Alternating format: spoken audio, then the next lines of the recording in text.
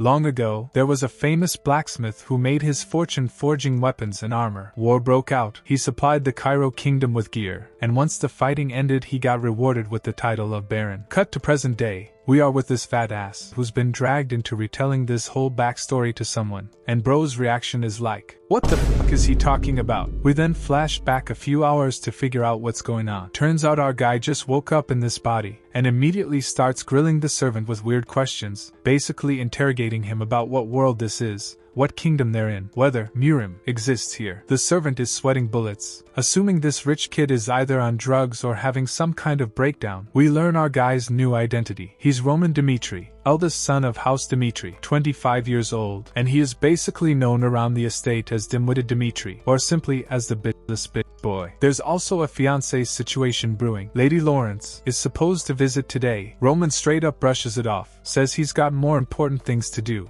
and instead demands to be taken to the oldest man on the estate so he can get the full history of this place. After getting the rundown on the Dmitri bloodline from that old servant, our guy starts piecing it together in his head, wondering if he's been sent here on some heavenly mission, or if this is punishment for refusing ascension back in his old life. Because yeah, turns out our boy was actually a legendary Murim warrior named Jung-Heek Baek, who lived his whole life as a fierce fighter and died at peace, only to wake up in the body of this useless noble. And just as he's spiraling over all this, something crashes through nearby. That crash turns out to be some Blood Fang's goons beating the daylights out of a random guy in the market, screaming for him to just die already, while the crowd just watches and murmurs. The poor kid's getting smacked around for owing money, and even the servant guy with Roman immediately clocks the Fang tattoo on the big bald attacker and goes pale. The servant fills our guy in. The Blood Fangs are a loan shark crime gang terrorizing not just Dimitri's land but the whole region, and his advice is basically, let's not get involved, walk away. But our guy isn't having it. He just walks straight up to the gang with one word: enough. The Blood Fangs obviously have no idea who this random noble-looking dude is, and the big bald leader straight up laughs in his face. Roman doesn't get mad, he just calmly asks what crime was committed and what the punishment should be. The thug, smug as ever, says yeah, the kid deserves to get smacked for not paying his debt, and then drops the real charge. They've insulted a member of House Dmitri. According to the laws of this land, that's a crime punishable by death. The bald leader's smirk completely vanishes once he realizes this kid is actually Lord Dimitri's son, but he tries to play it off, mocking Roman as some clueless rich boy who doesn't know how the real world works, and that he's about to teach him a lesson, pulling out a weapon as his crew gets ready to jump our guy. Roman, completely unbothered, calmly introduces himself as the eldest son of Baron Romero Dmitri,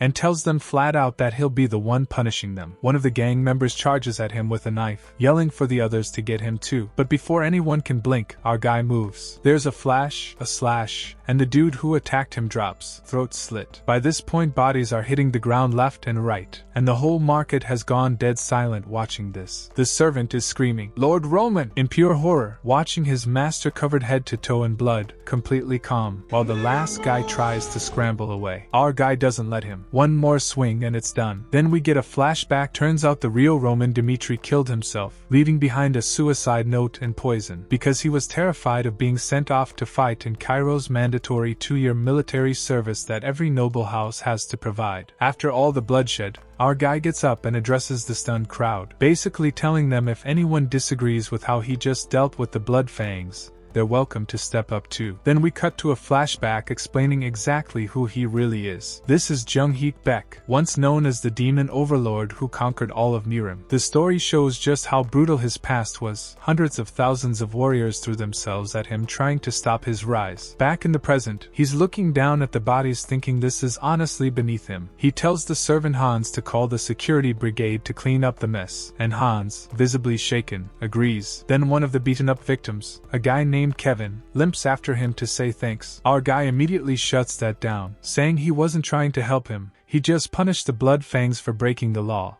And that doesn't mean Kevin's off the hook either, demanding he explain himself or he'll lose his tongue. Kevin, scared but cooperative, explains the whole situation. His family borrowed money from the Blood Fangs to buy farmland, but the gang deliberately destroyed their crops so they couldn't pay it back, all because the Blood Fangs wanted to take Kevin's little sister. Kevin's furious and desperate, begging our guy to help his sister. He asks for Kevin's name, gets it, and tells him he'll personally find out if Kevin's telling the truth, and that this whole situation will be dealt with properly. Kevin's overjoyed and thanks him again. 1 month later, we're introduced to Lady Flora, riding in a carriage on her way to the Dmitri territory. Turns out her family arranged a marriage between her and Roman Dmitri to bail their own struggling territory out of trouble. Flora's clearly not thrilled about it, but resigned, murmuring to herself that she's about to meet this Roman Dmitri for the first time. She walks in fully prepared to demand the engagement be called off, psyching herself up, only for our guy, now inhabiting Roman's body, to immediately agree with her. She came in ready for a fight and instead gets full agreement with zero pushback, leaving her standing there going, "Wait, is this guy serious right now?" Then we cut to him going to face his actual father, Baron Dmitri, who is furious. Turns out the father set up this marriage specifically to strengthen the family's political standing by allying with House Lawrence. The father also brings up the Blood Fangs incident, mocking the idea that Roman actually punished them himself,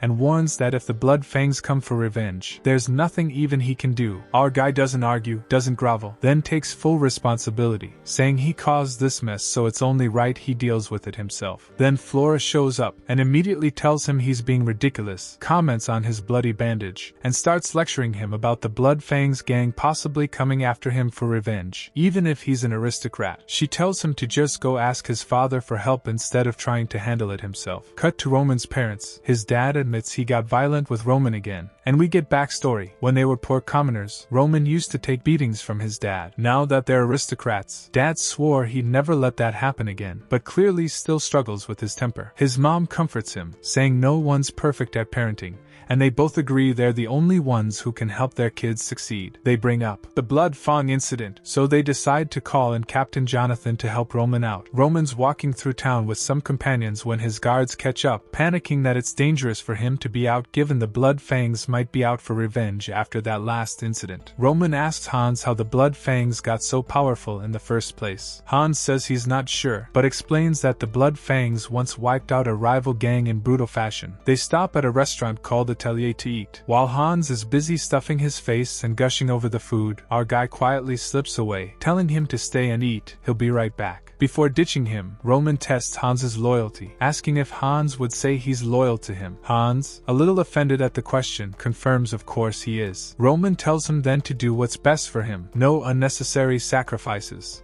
and that Hans has already done enough just by coming out with him today. While he's walking through a quiet alley, a group of hooded Blood Fangs corner him. One of them lunges at him with a knife. Roman doesn't even flinch. He grabs the blade mid-swing, then turns the knife back on him and stabs him. Blood sprays everywhere as the remaining Blood Fangs are left completely stunned, realizing this guy is nothing like what they'd heard about him. Roman just looks back at them, smirking through the blood on his face, and asks what they're waiting for. Back at the manor, Hans reports to Captain Jonathan that Roman left the house without a single guard and is probably off to fight the Blood Fangs. Jonathan and another knight just burst out laughing, saying there's no way. Jonathan, despite calling it a hassle, remembers Lord Dimitri's special order and decides there's no time to waste. He suits up the knights and has Hans lead them to Roman's location. Meanwhile, our guy is having way less trouble than anyone thinks. After taking out the first attackers, the rest of the Blood Fangs charge and screaming that he's gonna die right here. Roman just calmly steps forward,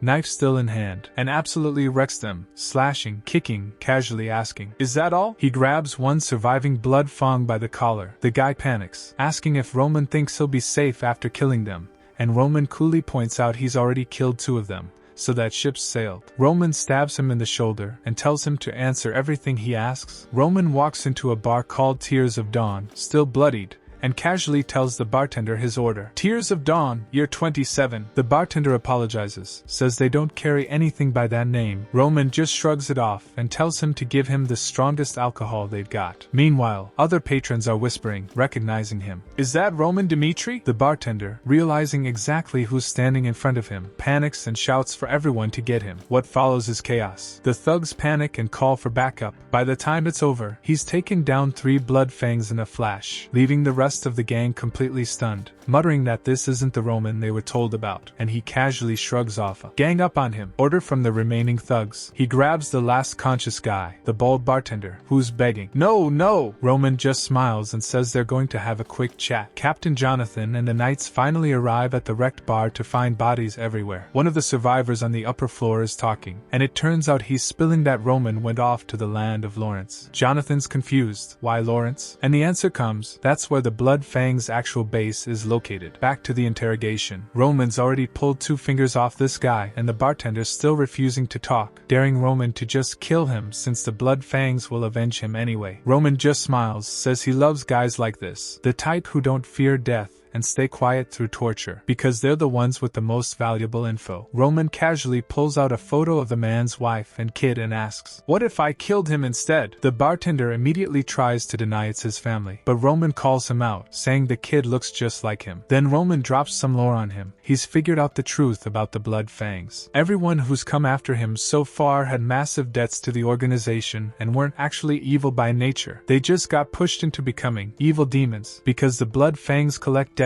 by enslaving people's families. The guy mutters that knowing all this changes nothing, the Blood Fangs will still get revenge. So Roman tells him to think long and hard, then offers one more chance. Talk now, or watch your son die for the Blood Fangs' sake. The choice is his. Cut to the Blood Fangs' main hideout. Members are panicking, saying their entire other branch got wiped out by Roman alone, and that Dmitri Knights are mobilizing. The leader, an older guy with white hair and a scarred face, refuses to believe Roman's that strong, assuming this is just House Dmitri flexing its authority. The leader learns Roman left Dmitri territory alone, probably chasing a lead on the dew of dawn. Furious that they're being underestimated, he orders everyone to gather their forces. They're going to kill Roman before the Dmitri Knights even arrive. New scene cuts to a noble council meeting discussing House Barco, which has taken out a huge loan from Gold Bank, a clear sign they're prepping for war. The central government has apparently sided with Barco. A blonde noble sighs heavily, and another lord, fists clenched, declares that land is the one thing he refuses to give up, setting up a brewing war subplot involving House Lawrence. This grizzled gang leader and his crew thought the job was easy money. Just one guy, some dim-witted aristocrat. Except that dim-witted aristocrat is our boy Roman, and within seconds the entire gang is on the ground in pools of blood. The leader's the only one left breathing, and we get to sit inside his head as the panic spirals. "I'm gonna die. I don't wanna die." The guy starts begging, offering to devote his life to Roman if he's spared. Roman's response is basically, "Bit late for that, you already showed me your teeth," and then proceeds to drag this half-dead gang leader through the streets by his hair, bleeding all over the cobblestones,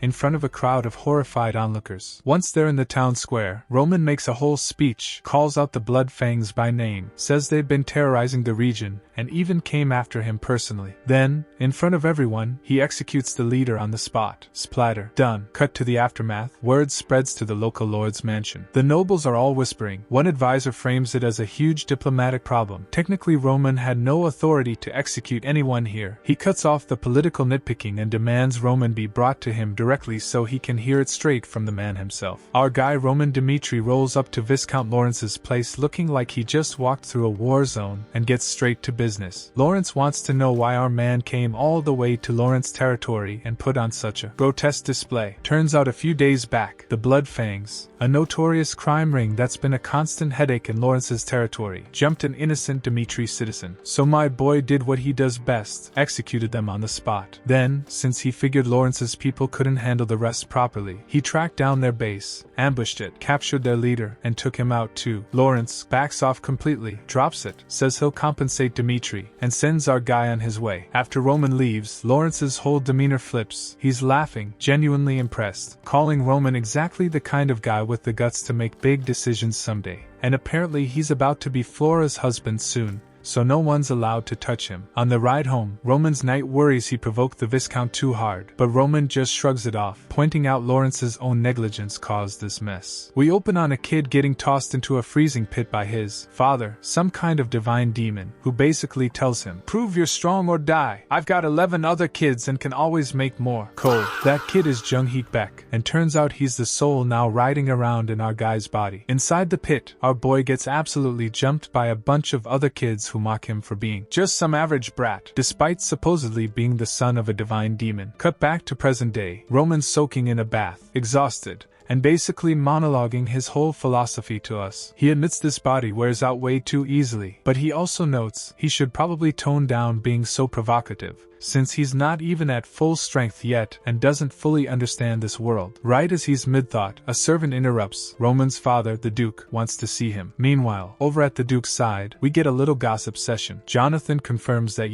Roman really did execute the Blood Fangs leader, and that Lord Roman has changed quite a bit. The Duke gets weirdly emotional emotional about it, saying Roman was always the son he worried about most out of his 3 kids, the only one who wasn't outstanding at anything, and the only one who actually lived through their family's poor years. Then we flash back even further to a sweet little memory. Tiny Roman running out to the mines just to bring his hardworking dad a cookie, telling him to eat up and hurry home. Back in the present, Roman's dad is having a whole emotional moment, going on about how he always favored Roman and spoiled him with allowance to earn respect, and never imagined that would be the start of his downfall. He admits part of him had basically given up on our guy. Then Jonathan drops the news again. Roman took down the Blood Fangs himself, and Dad's reaction is basically, "Wait, really? That gives me hope." Right on cue, Roman knocks and walks in. Dad doesn't even care how he did it, just wants him in the room, and internally he's torn. Should he tell Roman the truth about everything, or keep hiding it? Then bam, we're thrown back into the flashback pit again. And this time it gets brutal. The bully who's been smacking our boy around grabs him by the face, taunts him with, "That's all you got, you brat." But then something flips. Our guy's eyes start glowing red, and he goes absolutely feral, smashing the guy's head in with a rock. The other kids in the pit just freeze up, terrified. Jung-Heek stands over the body, basically tells the rest of the kids, "Go tell everyone this is what happens now," and narrates that from that point on, he dominated, by standing out, by being the one who killed their leader. We open on the training grounds with some sparring already going on, then everything stops. His Grace has arrived. Roman shows up unannounced, and everyone's confused about why Roman Dmitri is even on the training grounds. The captain decides to make a big announcement. From now on, Lord Roman will be joining swordsmanship training, and anyone who wants to spar with him should step forward. Cue a flashback to about an hour earlier, where Roman's having a private chat with his father about how he supposedly took down the Blood Fangs. Our guy spins a clean story. He's been secretly practicing swordsmanship on his own because he was tired of being known as dim-witted Dmitri and wanted to prove he could do something himself. He explains he figured out the Blood Fangs were basically held together by blackmailed/threatened members. So if he took out their leader Ben Miles, the rest would scatter. And that's exactly what happened. Dad is floored, both impressed that Roman pulled off something this calculated and ballsy, and horrified that his son basically gambled with his life as bait. And then drops the real request. He wants to see Roman's swordsmanship in action himself. Back on the training grounds, nobody wants to volunteer to spar with Roman, because if the dimwit somehow wins, you look like a joke, and if you win, you basically get kicked out of training for embarrassing a lord. Total lose-lose. So the captain decides he'll just pick someone himself, someone who can definitely beat Roman. That someone is Chris, vice captain of the Dmitri Knights. We get a quick flashback intro to Chris, recalling the first time he met Roman last year. Turns out drunk Roman absolutely wrecked a pub, smashing bottles, screaming at the poor owners who keep apologizing. And when knights show up to calm him down, drunk Roman slaps Chris across the face for daring to touch. That slap is the moment Chris realized something. Roman had clearly never been trained for battle and didn't even have half the strength of an average man. And now, present-day Chris is stuck staring down the barrel of having to spar against that same guy. The captain basically forces Chris into it despite him trying to weasel out, framing it as, "We need a fair fight for Lord Roman, who apparently soloed the Blood Fangs." Chris internally scoffs. There's no way the dimwit actually did that, and the captain confirms both sides are good with the no holding back terms. Cue the dramatic walk to the arena, both fighters squaring off, and the chapter ends right as the ref calls out, "Begin!" The match starts and Chris comes in fast and aggressive, going full speed from the jump. The crowd's immediately impressed. He's so quick. Chris is taking this seriously. But then our guy casually blocks the attack like it's nothing. Chris pushes through with a follow-up counter, and even though Roman gets knocked back a bit, Chris notices something's off. Roman's counterattack had real force behind it, and his defense stance is way too firm for some dimwit who never trained. Chris starts second-guessing himself, like there's no way this is just a coincidence. He goes in for a big overhead strike, and Roman just calmly blocks it again. Then the tables flip hard. Roman counters with a sweeping strike that sends Chris sprawling, and as Chris scrambles up, while Roman just stands there having barely broken a sweat. Even Chris starts second-guessing everything, realizing Roman's defense, evasion, and counters are way too seamless for some random nobody. He starts wondering if the rumors are true, if Roman really did take down the Blood Fangs on his own. Back in it, Chris goes full aggro, swinging again and again, but Roman's blocking everything without breaking a sweat. Chris starts sweating bullets, realizing just defending against Roman is already hard enough, and that this isn't good. Now Chris is spiraling, thinking he's actually going to lose this fight to Roman. The crowd can't believe it either. Then things go next level. Roman's whole body starts glowing with some kind of aura, red and blue energy crackling around him. Chris's dad starts panicking, screaming, "Chris, stop!" as the power surges and a massive crash echoes out, leaving everyone watching completely speechless. What on earth is going on? The clash ends in one shot. Roman's final hit sends Chris flying clean off his feet, and he crashes down hard, completely knocked out. Then we get a flashback to about a month back. Chris training hard with his captain, both of them drenched in sweat after a brutal sparring session. The captain calls it for the day, but Chris, exhausted, begs for one more round. The captain's internal monologue gushes about Chris being a real prodigy. Cut back to the present, and that's exactly why everyone's losing their minds. A level 2 aura user, a literal prodigy, just got demolished by dim-witted Dimitri. Back in his own head, Roman's basically unimpressed by the whole fight. By his old Murim standards, Chris is straight up terrible. Even the weakest students at his old academy would wreck this guy. But that last attack, the aura thing Chris pulled, actually catches his attention. Meanwhile, Roman's dad, and the man is losing it with joy, laughing, calling Roman a swordsmanship prodigy, practically glowing. Jonathan backs it up, saying there's no other explanation for how fast Roman's been improving and apologizing for not seeing his potential sooner. Dad's thrilled, calls Roman over, says he hasn't been this happy in ages, and offers to reward him for accomplishing something on his own. Anything Roman wants, just ask. So Roman brings up the 6-month deadline his dad mentioned before, about being sent to the battlefield since the engagement with Lady Flora got called off. Dad tries to walk it back, suggesting there's still time to patch things up with Flora and avoid all that, but Roman just calmly says, "I will go," shocking him into silence. Then Roman drops his actual requests, permission to handpick his own knights, and one more thing, he wants Chris to personally teach him how to use an aura. Cut to Chris, still recovering in bed, completely losing it when he hears this. He's furious, says this isn't right, that he got knocked out cold by the guy he's now supposed to train, and that the humiliation alone makes him want to die. Jonathan tells him it's a direct order from the Duke, but Chris won't budge easily, until Jonathan makes him an offer. Train Roman, report back on his progress, and in exchange Jonathan will finally teach Chris the secret technique he's been holding back, one that could get Chris to a level 3 aura. That changes everything. Chris is suddenly all in, practically vibrating with excitement at the idea. Last bit jumps to some kind of palace or noble household, where a servant is gossiping that word's already spreading. Cut to next day. Trainer, Blondie, who's still salty about losing to him, decides to kick things off with a mana lecture. Auras are basically mana you pump through your whole body and release in one explosive burst. 1 in 1,000 nights can even do it. Takes most people half a year just to feel their mana. Blondie thinks this is where Roman finally hits a wall. Swordsmanship and mana are two different beasts. Our guy, meanwhile, is internally rolling his eyes. He already felt this world's mana, gathered a small amount in his core using his divine powers. But he clocks something important. Blindly doing things the Murim way in a different world is a recipe for failure, so he plays along. Blondie starts explaining, breathe deep, feel the tingle, focus all your mana into one point, and mid-sentence, Roman just does it. Aura erupts off him like a bonfire. Blondie's jaw hits the floor. Roman's internal verdict on this world's energy system? Garbage. In Murim, you purify your body and store dense energy in your core. Here, mana is abundant but weak, flows in, flows right back out. No binding, no depth. Blondie is losing his mind. He trained for a decade to reach level 2 aura, and our guy just pulled off level 1 on his first try. He's spiraling, accusing Roman of hiding his powers, demanding answers. Roman just laughs. Not to be cruel, he genuinely finds it funny, and then hits Blondie with something real. In 10 years of grinding, did he ever once stop to question whether the method itself was wrong? Blondie goes quiet. Our guy breaks it down. People follow established methods not because they're the best path,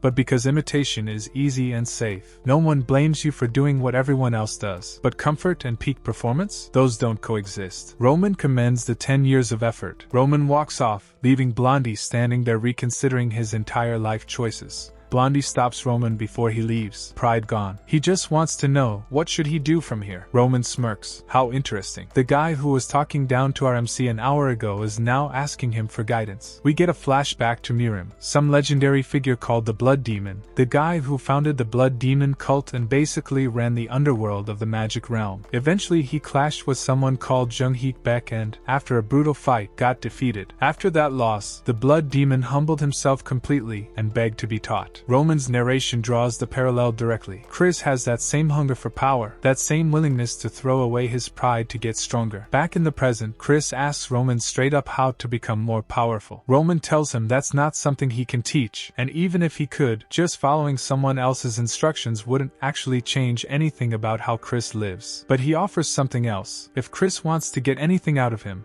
he should stay by his side no matter what happens. In 6 months, Roman's heading to the battlefield, and he tells Chris to watch how he builds his strength fighting through real enemies and comes out on top. If Chris is still with him after 10 years, he'll definitely have his answer. That night, Chris sits alone in his room, clearly shaken, just sighing into the dark. We cut to a flashback of Chris's own training. After 10 years, he finally hits level 2 aura, and his old captain congratulates him. Back in the present, Chris makes his decision. He tells Captain Jonathan he's going to follow Lord Roman to the battlefield, because he wants to get stronger. Jonathan clearly senses something happened during that training session. Jonathan accepts it without much pushback, releases Chris from the Dimitri Knights. Chris thanks him, clearly emotional. There's a heavy flashback moment too, young Chris as a kid, crying over his mother's body on a battlefield, and Jonathan's narration about how that little boy is gone now. He tells Chris to follow him to start preparations, saying if Chris wants to survive on the battlefield, he's going to need his own secret weapon. Chris is hyped, thanking him excitedly. Cut to next day. Rumors are spreading around town. Roman supposedly beat the entire Blood Fangs gang with nothing but a tree branch. Most people scoff. That dimwit can't even hold a sword. Cut to Kevin, the war orphan kid Roman saved, hauling crates and quietly losing it over the news. Wait, was that Roman's way of keeping his promise to him? He brushes it off. No way someone like Roman would go out of his way for someone like him. Walking home that night, Kevin decides he wants to become just like Lord Roman, strong enough to protect the people he loves, no matter what comes. There are still villains out there like the Blood Fangs, and he refuses to stay helpless again. Then, almost on cue, Roman shows up. Kevin loses his mind. Lord Roman remembers him, asks how he's been, and Kevin gushes about how his family's safe now, how Hans helped him get work. He doesn't know how to repay him. Roman's smile turns sharp. That's exactly the opportunity he's looking for. He lays out the offer. Kevin's family gets taken care of for life. Comfort, food, no more scraping by. In return, Kevin devotes his life to Roman. Full loyalty. Any order, even if it costs him everything. Kevin doesn't hesitate. He slams his head to the ground and swears it, blood and all. And here's the twist. Roman wasn't planning this. He just remembered Kevin randomly. The kid who reminded him of the demon of lunacy from his old life. Someone who'd throw himself at hundreds of enemies on command without blinking. Roman saw that same reckless loyalty in Kevin back during the Blood Fangs fight, and decided right then, this one's mine. Cut to estate. Kevin getting settled into the Dimitri estate. Hans is put in charge of helping him adjust, and Roman tells the kid he'll come visit soon. Kevin's practically in tears thanking him. Our guy heads to the Dimitri library to actually get to work. And work means research, specifically, figuring out exactly how strong the people around him really are. He starts breaking down the Aura Knight system. Level 1 is just manifesting an aura. Level 2 is cutting steel with it. Past that, it's pure aura strength, and level 3 is already out of reach for normal knights. Then he hits level 6. Apparently that's where you stop being human. The aura stops being a weapon and starts being a natural disaster. There are only 12 of these monsters on the entire continent. They're called the 12 Blades. My boy reads through it and just goes, yeah, that tracks. These guys are clearly built different. And then he flips the page to mages, and it gets worse. 7 circles makes you a high mage. At that level you're not casting spells, you're committing natural disasters, all from a single cast. They're called half-gods, living disasters. And get this, even the 12 Blades are supposedly more cautious around these guys than each other. Magic just doesn't have an equivalent back in Murim, and our MC's quietly recalculating everything he thought he knew about power in this world. That's when his expression shifts. He's not scared, he's calculating. Because here's the thing, he didn't come back to live a quiet, noble life surrounded by books. Sooner or later, someone strong enough to be a problem is going to cross his path. And if that happens, he needs to already be ready. So he makes a decision. Time to train, for real this time. He picks Lord Romero's old workshop, an old sealed-off building with zero outside access, and tells Hans this is where he'll be for the next week. No food, no visitors. Nobody comes looking for him unless his family's in actual danger. Hans, visibly nervous, just gulps and agrees. Inside, the floor's covered wall-to-wall in hay. Hans clearly trying to make the place comfortable. Roman appreciates the thought, and immediately kicks it all all out of the way. Says it'll mess with his energy flow. Our guy gets to work, sitting cross-legged, eyes closed. Flames erupt around him as he forces his mana through his system, burning away the impurities clogging his veins. Blood starts dripping from his hand almost immediately. Turns out this body's carrying way more junk in its system than the average person's. Blood runs down his face, his jaw clenched, and he pushes through it anyway. 1 week later, the Lawrence family shows up uninvited. Viscount Lawrence and his daughter Flora are shown into a waiting room, but Roman doesn't come greet them. The butler just tells them Lord Roman has unfinished business, and leaves it at that. The Viscount isn't thrilled, but he sits down to wait, telling Flora they're here to mend the relationship. Flora tenses up, and then it clicks. Her engagement got called off, and apparently it's a much bigger mess than just a broken arrangement. Cut to the real explanation. House Barco took out a massive loan from the Golden Bank. No collateral.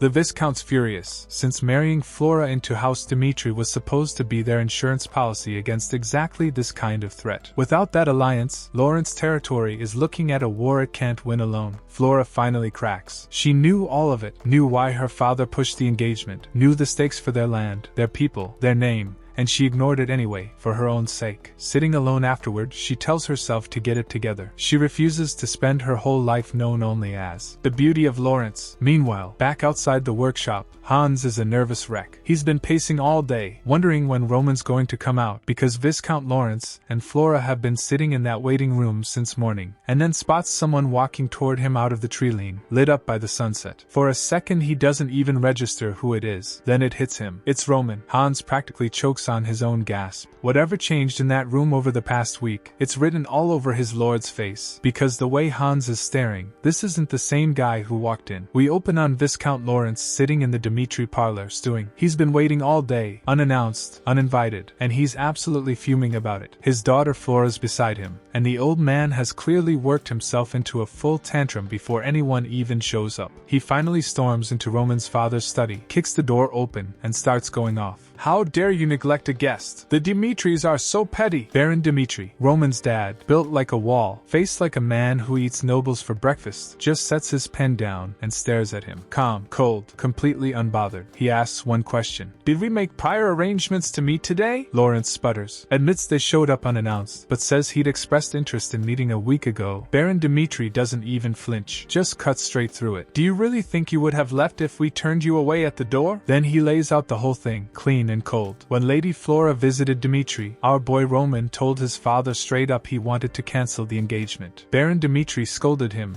made him take responsibility, but privately, he understood exactly why Roman felt that way. It was Flora's fault, so he kept his mouth shut, stayed out of it, let it unfold on its own. Then he drops the real hammer. He reveals that a month ago, House Barco came to him with a counteroffer, marry into their house instead, and they'd hand over central government connections plus a slice of Lawrence's own territory. A genuinely tempting deal. He turned it down. Why? Simple. Dimitri land already has enough power. They didn't need to sell. And more importantly, Roman adores Lady Flora. That alone was reason enough to go to war with Barco if it came to that. Lawrence goes quiet. The pride drains out of him. He's realizing in real time that he blew it. He let his emotions run hot, made a scene, embarrassed himself. Baron Dimitri finishes it off with surgical precision. It is the land of Lawrence that needs this marriage, not us. Lawrence is humiliated, completely, and Flora knows it. Standing in that study, watching her father get systematically dismantled by Baron Dimitri, a memory surfaces. Back at the academy, years ago, there was a boy from House Joel, a northeastern house so irrelevant people half doubted it even existed. No influence, no connections, nothing but a crumbling name holding them barely inside aristocratic standing. In a school full of kids who thought they were God's gift to the world, Joel was different, quiet. One day he knocked something over, a petty accident, the kind of thing high-ranking brats did daily without consequence. But Joel, the faculty dragged him in front of everyone. His father showed up, bowing, begging, promising his son would do better. Young Flora watched the whole thing from a window, her only thought, poor thing. And now, standing in Baron Dimitri's office with her father mid-grovel, she gets it. The irony hits her like a slap. House Lawrence is House Joel now. She's the one being pitted, and Lawrence actually does it. He apologizes, admits he was arrogant and disrespectful from the start. Then the door opens. Roman walks in, and Flora finally realizes she missed her shot. His father gives him the quick version. House Lawrence situation, your choice. I'll back whatever you decide. Roman doesn't hesitate. On the day he first met Flora, she told him, to his face, that she wanted to break the engagement. Right there, first meeting. And that's what changed everything for him. The rumors called him the dim-witted Dmitri, and she just believed it. Didn't bother looking. Judged him entirely on second-hand gossip, and decided she couldn't possibly marry someone like that. Our boy's not bitter about it, just clear-eyed. He'd rather be with someone who forms opinions based on what they've actually seen and experienced, not what they've heard in corridors. So his stance? Unchanged. The engagement is still off. Flora stands there, the weight of it settling in. Too late to undo. Lawrence is done. No more cards to play. But he's not stupid. He knows if Dmitri and Barco team up now, Lawrence is finished. So he does the only thing left. He bows. Literally. He takes full responsibility, offers tax exemption on all Dmitri businesses operating in Lawrence territory,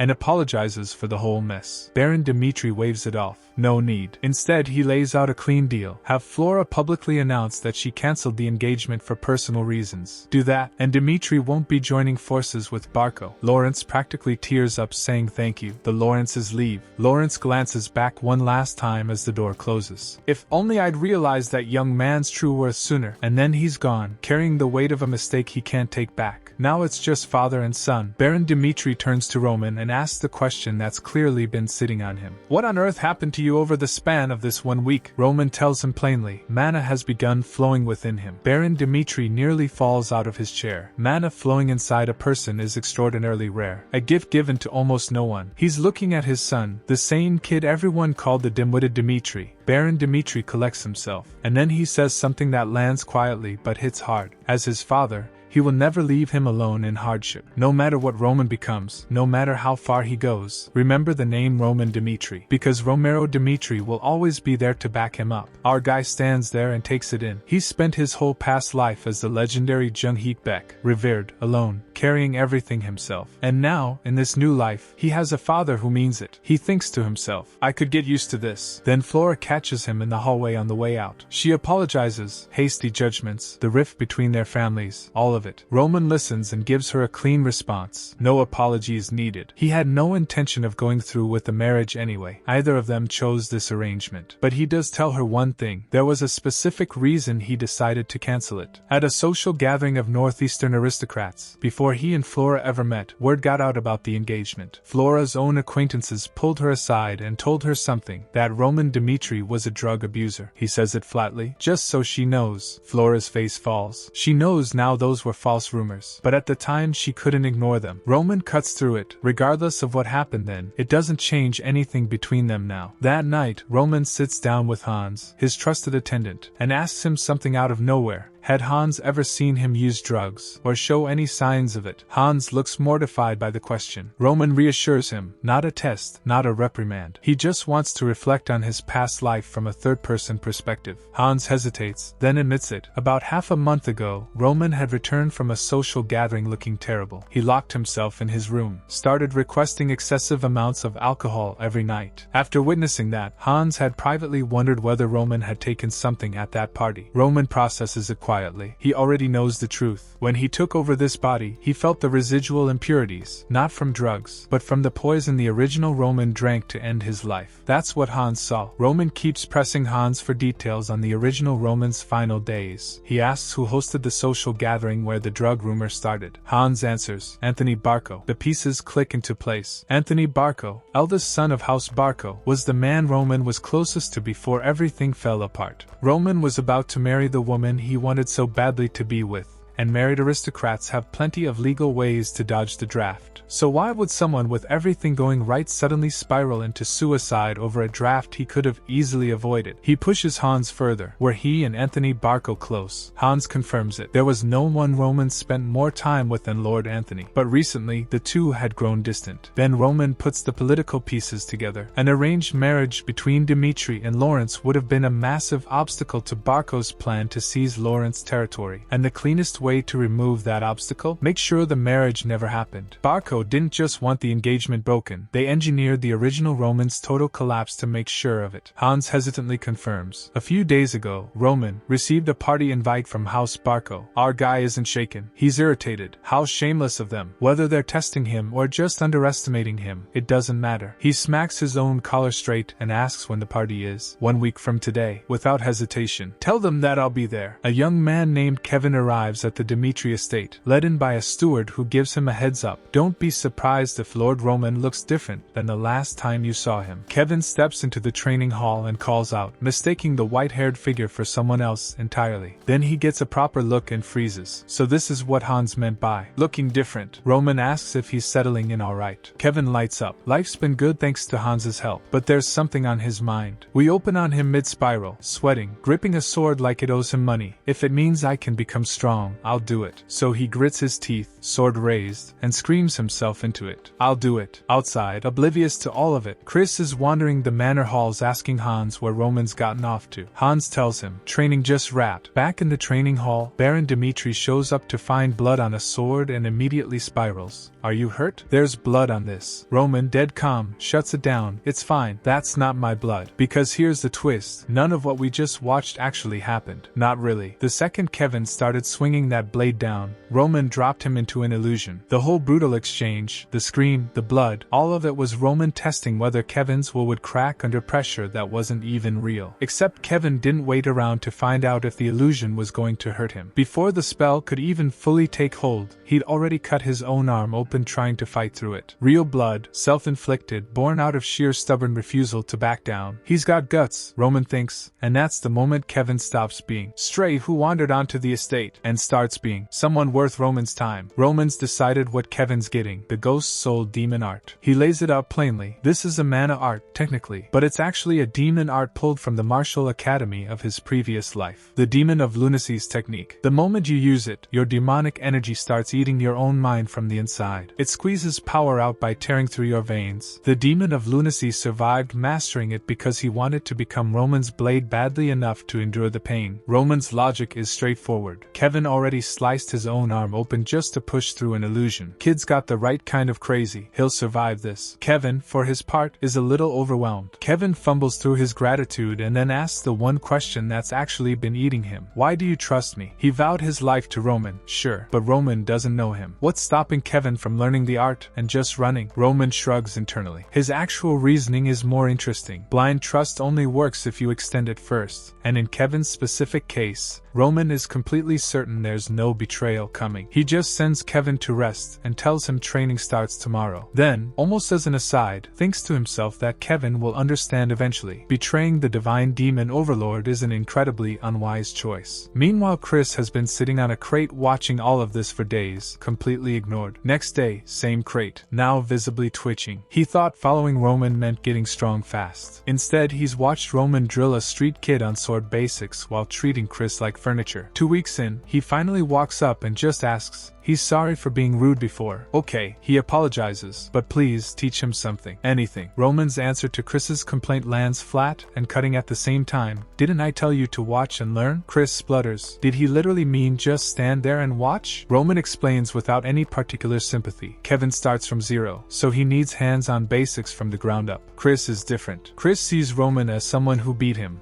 which means anything Roman teaches him directly, he'll resist and only half absorb. The only way to crack that is to give him a result he can't argue with. So Roman hands them both wooden swords and sets up a spar. The twist, he'll be coaching Kevin in real time, feeding him exactly what to do to beat Chris. Chris accepts the match. Roman just says begin. Kevin swings first. Chris puts him on the ground immediately. Too easy, he thinks, already suspicious that Roman must have something up his sleeve. Roman stood still the whole time and said nothing. Kevin's on the ground, bleeding, and Chris stands over him with a wooden sword and a backhanded compliment. Give it up. He held back the whole match. Could have ended Kevin 10 times over if he wanted to. Kevin spits blood and grins. Let's see this until the bitter end. Roman says get ready. Round 2. This time the coaching goes live in Kevin's head. Roman's pushing his thoughts directly through mana. A real-time voice in Kevin's skull calling every move before Chris makes it. Kevin's stunned for half a second. That's possible with mana? But there's no time to marvel because Roman's already giving orders. Raise and defend front. 1 step to the side. Kevin follows each call on reflex. More reaction than understanding. The wooden blades clack and crack across the courtyard. Chris lands hits. Kevin is slower, outclassed physically. But every time Chris winds up for something decisive, Kevin's already moved a half step in the right direction. Roman sees it from Chris's body language before it happens and feeds it straight through. Chris is rattled. He thought this would be over in 30 seconds. Instead, he's sweating. Kevin's still standing,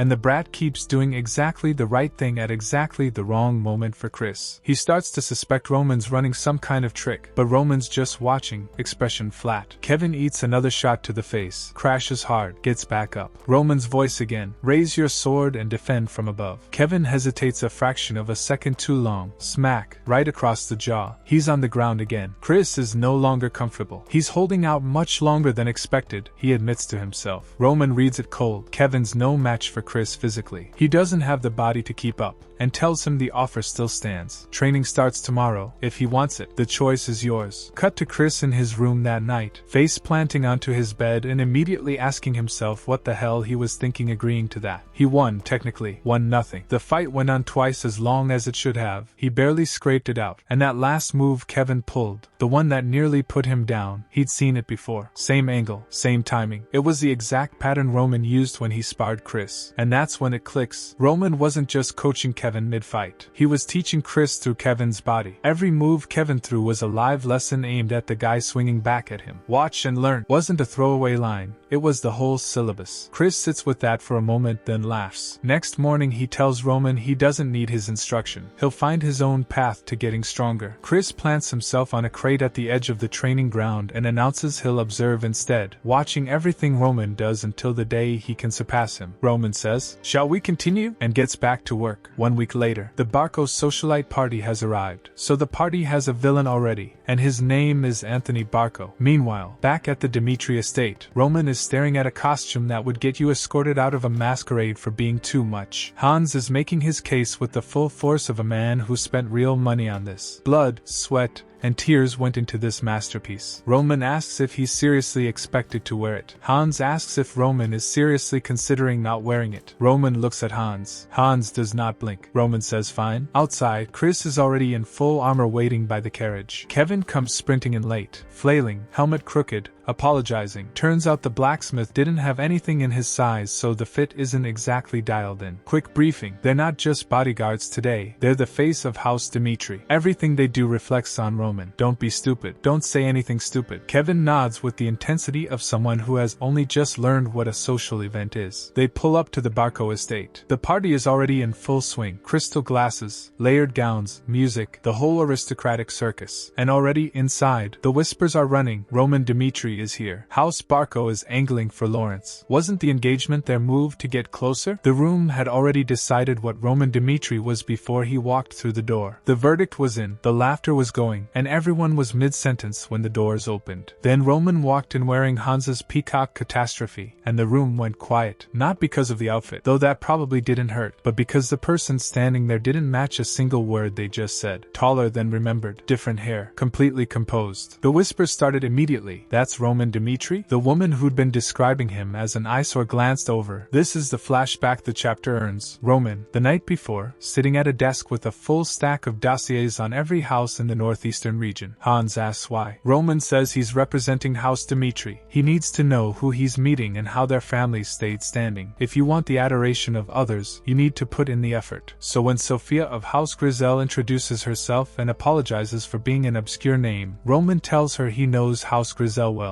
100 years of history, loyal to the Cairo kingdom for generations. She nearly drops her drink. When Magner of House Volt steps up, Roman already knows about the Viscount's wartime contributions and tells him he was moved reading about it. When Lady Eris mentions it's been so long and he's changed so much, Roman asks about her mother's health. He heard she'd been ill recently, and thanks House Heroes warmly for the business partnership that helped Dimitri flourish a decade ago. Every single person he talks to, he already knows. Not surface level, actually knows. Then a messenger appears at Roman's elbow. Lord Anthony has invited him to his private room. Roman's expression doesn't change, but the panel goes dark and the eyes sharpen. Outside, Kevin is having a worse time. Chris told him to take the helmet off. Kevin said it was too big. Chris said take it off anyway. The other knights got a good look at the kid Roman Dimitri apparently brought as a bodyguard, and the reaction was exactly what you'd expect. Laughter, commentary about House Dimitri being classless, someone asking if the kid can even hold a sword. Chris tells Kevin to ignore them. Inside, Roman has found his way to Anthony's private room. The door opens and Anthony is already performing, arms out, big grin. Roman, what's gotten into you? Like they're old friends who haven't seen each other in years, and he's delighted by the glow-up. Anthony wanted this conversation private. Roman files it away and plays along. The small talk comes first. Anthony says he heard Roman had changed but didn't expect it to be this drastic. Roman says he doesn't really understand it himself. He used to spend a lot on his appearance, and now he's seeing results without spending anything. Casual, relaxed. Anthony smirks and says he assumes that's a good thing. Then Anthony drops the actual reason for the invitation. He brings up the past, specifically when the original Roman turned his back on Anthony to chase the arranged marriage with House Lawrence,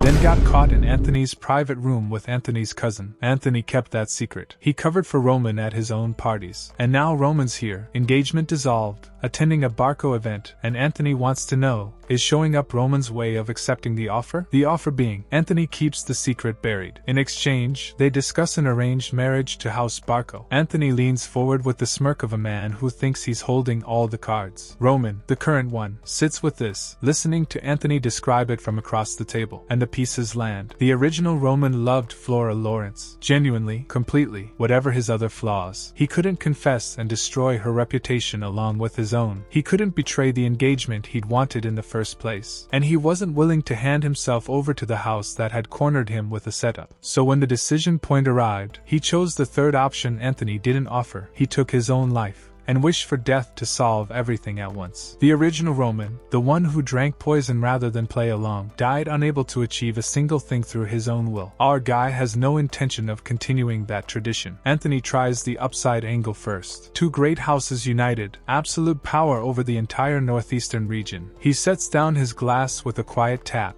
and the energy in the room shifts. He just leans back and starts talking. House Dimitri, he informs Anthony with full calm, has absolutely no duty to accept this ridiculous offer from House Barco. Back into the party, Flora catches him first. Lord Roman, where have you been? He gives her the short version, business to handle, and now he has to leave. She frowns and tries to get him to stay. He apologizes politely and steps out the front door. Outside, Kevin and Chris are already dealing with their own situation. The Barco Knights who've been laughing at Kevin's ill-fitting armor all night finally cross the line. One of them drops the dimwit comment about Roman, and Kevin goes from clenched fist to full grab. Don't you dare call Lord Roman that again. The Barco Knight smacks his hand away. Chris grabbed the sword and his read is immediate and cold. Fighting the Barco Knights here isn't just a bad idea. It's a House Dimitri problem. Relations are already rocky enough. If he swings, the fallout lands on all of them. Kevin, still on the ground, spits back something that lands. I have no intention of fighting lowly gangsters who can't even act like true knights. The Barco Knight thinks that's hilarious. Decides to find out how long Kevin can keep that heroic act up. Roman's hand clears the distance before anyone processes the movement. Slap. The knight stumbles. Opens his mouth to say, dimwit. Second slap. The guy goes down. Roman stands there looking at him the way you look at something mildly inconvenient on the bottom of your shoe, then says flatly, hey, look up. Back inside, Anthony is sitting alone trying to figure out what just happened to his evening. The answer arrives fast. Roman reappears, smirking, and lays it out clean. He made the decision to break off the Lawrence engagement himself. Anthony's threat had nothing to do with it. Do whatever you want. Everyone calls me a dimwit anyway. What's another rumor? Then, Anthony goes pale. Roman continues. He's done his homework on Barco. Central government ties, serious influence, noted. But in the end, it's power by association. And in terms of raw wealth and actual standing in the northeastern region, that's House Dimitri, not House Barco. Anthony is sitting on the floor of his own party, huffing, trying to process what just happened. His internal verdict, Roman is completely different. Not just on the outside, the gaze, the demeanor, the way he speaks. It all feels oppressive. He's not the dimwit Anthony knew. Then here's the next part. Roman is currently outside scolding Anthony's bodyguards. Outside, Roman has lined up the knights who jumped Kevin and is going through them one by one. They're coughing, retching, begging, please, just this once. I promise I won't. Roman does not care. Kevin and Chris both try to call it. We need to think about House Barco relations. expectations. Roman's response is simple. I decide how much punishment is enough. Anthony storms out. Roman, I don't care if you're the eldest of House Dimitri. You won't get away with this. Apologize right now. Roman turns and looks at him. What do I have to apologize for? This man insulted me and laid hands on a bodyguard of House Dimitri. Then, holding Anthony's gaze, do you really think I'm in the wrong here, Anthony Barco? Anthony flinches. He reminds Anthony what he said inside. He has no problem getting in the way of House Barco's affairs, even out of personal grudge. My patience wears very quickly. Now make your decision. Anthony, out loud he says, now that he thinks about it. Roman is right. Roman turns away. Clench those teeth tight. One last smack on the knight still on the ground. Then he calls it Chris, Kevin, let's go. The narration lands as they walk away into the sunset. Back in the carriage, Kevin and Chris both apologize. Kevin for the whole situation. Chris for not handling things better once Kevin got hit. Roman acknowledges it. Hastiness only fuels the fire. Their restraint avoided the worst outcome, then immediately adds that he doesn't want to hear any more about it. In the northeastern region of the Cairo Kingdom, nothing holds a candle to House Dimitri, and if they ever encounter someone they have to hold back from fighting, Roman wants them to remember the rage. Feel it. Use it later. Scene shift. Back at the Dimitri estate. Roman is going through the Black Moon Information Guild's report on House Barco. The aide delivers the summary. Barco has been making suspicious moves. Roman pages through it, building a picture. The lore drop is substantial. House Barco is over 100 years old in the northeastern region. They rose to real authority only when a family member secured a seat in the central government. Their military strength is surprisingly thin given their status, but the central government's political muscle more than compensates. The Cairo Kingdom is a small country on the continent of Salamander, surrounded on almost all borders by other nations,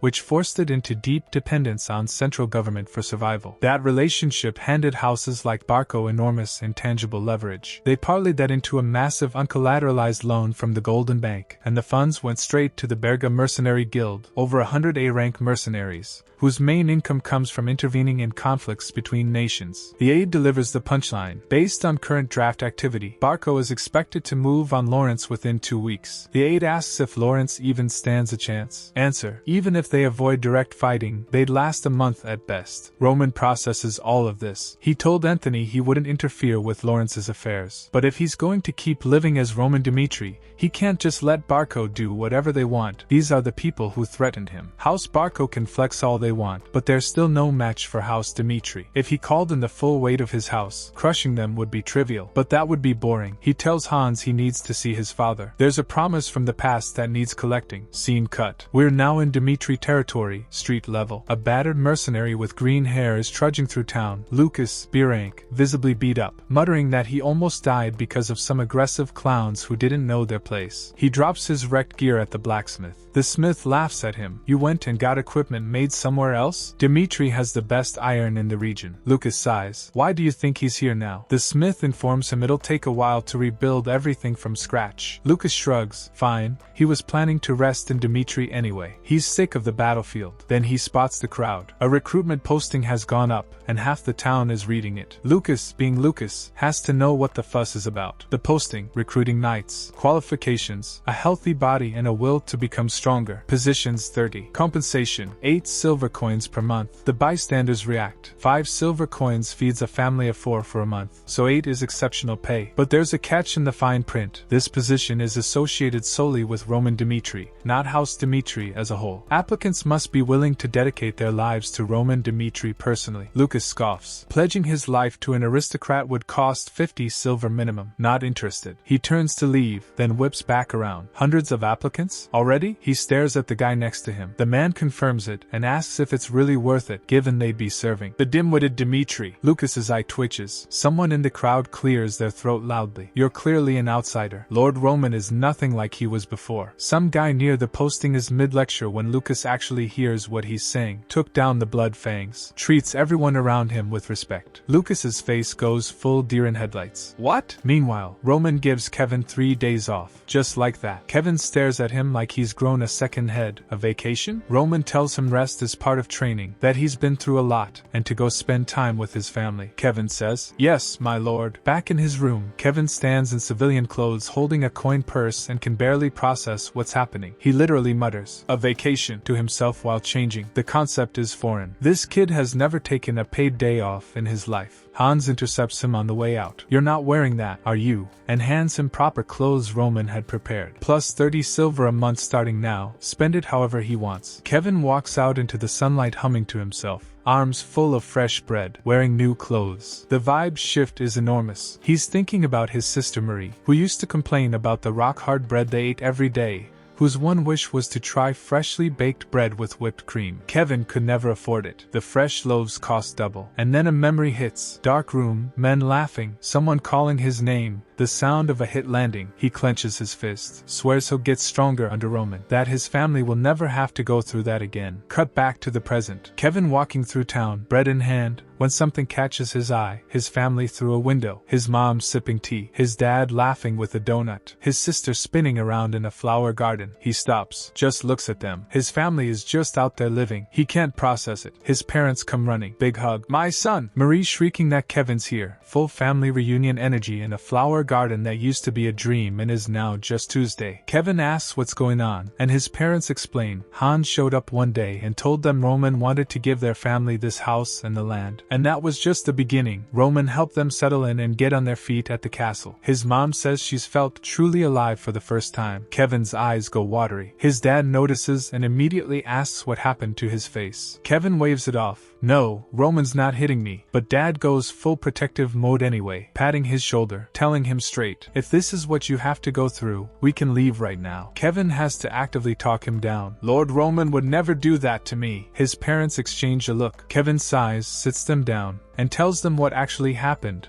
Then we cut to Kevin's dad telling the Barco brawl, Roman stepping in, all of it. One guy's reaction. "You really can't trust rumors, can you?" The dad shakes his head. No other aristocrat does something like that for their people. Meanwhile out in town, the story is already spreading. Market gossip, kids talking on stoops. "No way, that dimwit Roman?" "Yes, Clark's family got a house because his son became a knight." The word of mouth has legs. A kid says he wants to become like Kevin. His friends explain the deal. Gain Roman's trust, and you could completely change your life. And Lucas is standing right there listening to all of this. The Roman Dmitri he personally watched throw a fit at a gambling den 2 years ago after losing everything. That guy. Lucas mutters to himself, what happened to him over the past 2 years? Then, quietly, "How interesting. Now I want to see it for myself." A new face, older, sharp-looking, the kind of man who runs something, gets a report. Test preparations are on track. The man looks out at nothing. "It's already time, huh?" The knight is warning him. This is his last chance to stop whatever's in motion. "Are you really okay with this? Roman training his own personal knights is dangerous," he says. "You should at least find out what the kid is actually planning." Jonathan doesn't blink. He explains his read on the situation. When he heard Roman was attending the Barco party, he assumed the worst, that Roman had finally decided to play politics, teaming up with Barco to block his younger brother from the succession. But instead Roman walked in and slapped a Barco knight in front of the entire aristocracy, with Anthony right there trying to stop it. The political fallout from what Roman did is real, and yet, Roman has been the family dimwit for decades. That's just been true. But since the Blood Fangs incident, he's been taking control of his life. Jonathan sets his cup down. As his father, he says, all he wants to do right now is cheer him on. The knight nods. Back at the estate, Jonathan asks about the recruitment numbers. How many applicants? 50? 100? With Roman's reputation, maybe 50 if they're lucky. His aide visibly hesitates. Well, actually, 500.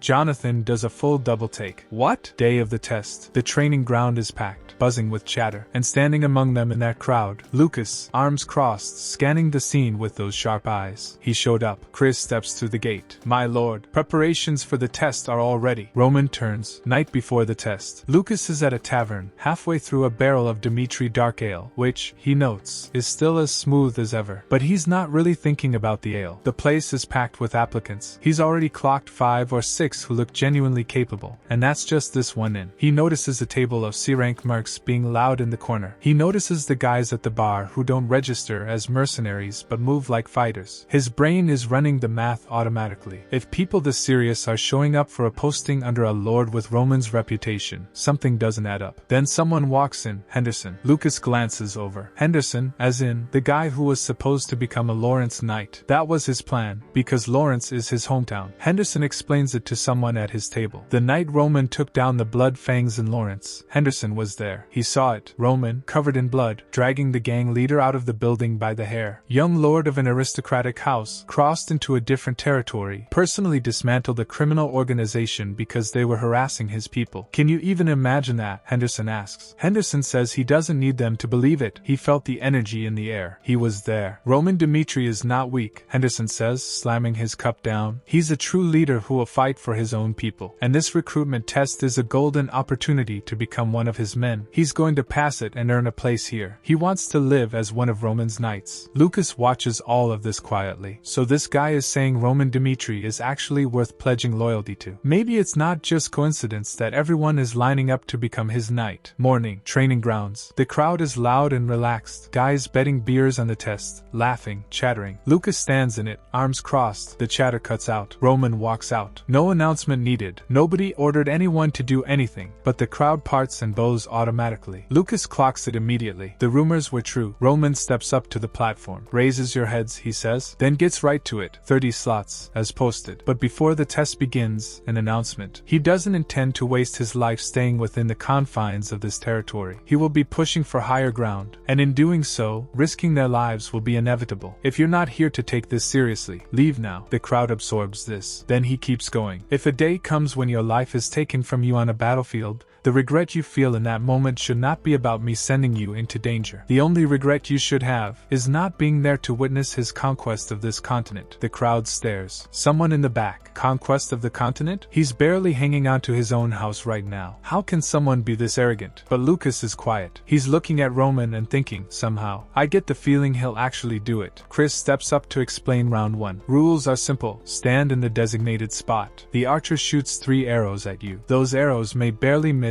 and hit the wall behind you, or they may not miss. Only the applicants who don't move an inch pass. First up, Dirk Morrison on standby. The guy next to Lucas is already rationalizing. He said we might get hit, but he wouldn't actually shoot us. What kind of lunatic would kill the people he's trying to recruit? Lucas watches the archer draw back. That archer is a professional. There's no mistake in that form. Arrow flies and splat right through the thigh. Guy goes down screaming while medics scramble to haul him off on a stretcher. The crowd that was muttering, he wouldn't really do it, just watched a man get pinned. Silence, then panic. Then the real gut punch line. Anyone scared of being shot with an arrow should leave now. Roman is standing there like he's commenting on the weather. The night before the test, Roman laid it out plainly to a small room of men including the archer. Tomorrow they'd be shooting applicants. No fatal wounds. Non-lethal areas only. Roman opened a chest of gold. The room lit up. Everyone said yes without hesitation. Then Roman's advisor pushed him on it. Why go through all this theatrics? Roman's answer is quietly devastating. Empty threats of danger don't work. If he wants knights who can stand in genuinely life-threatening situations without breaking,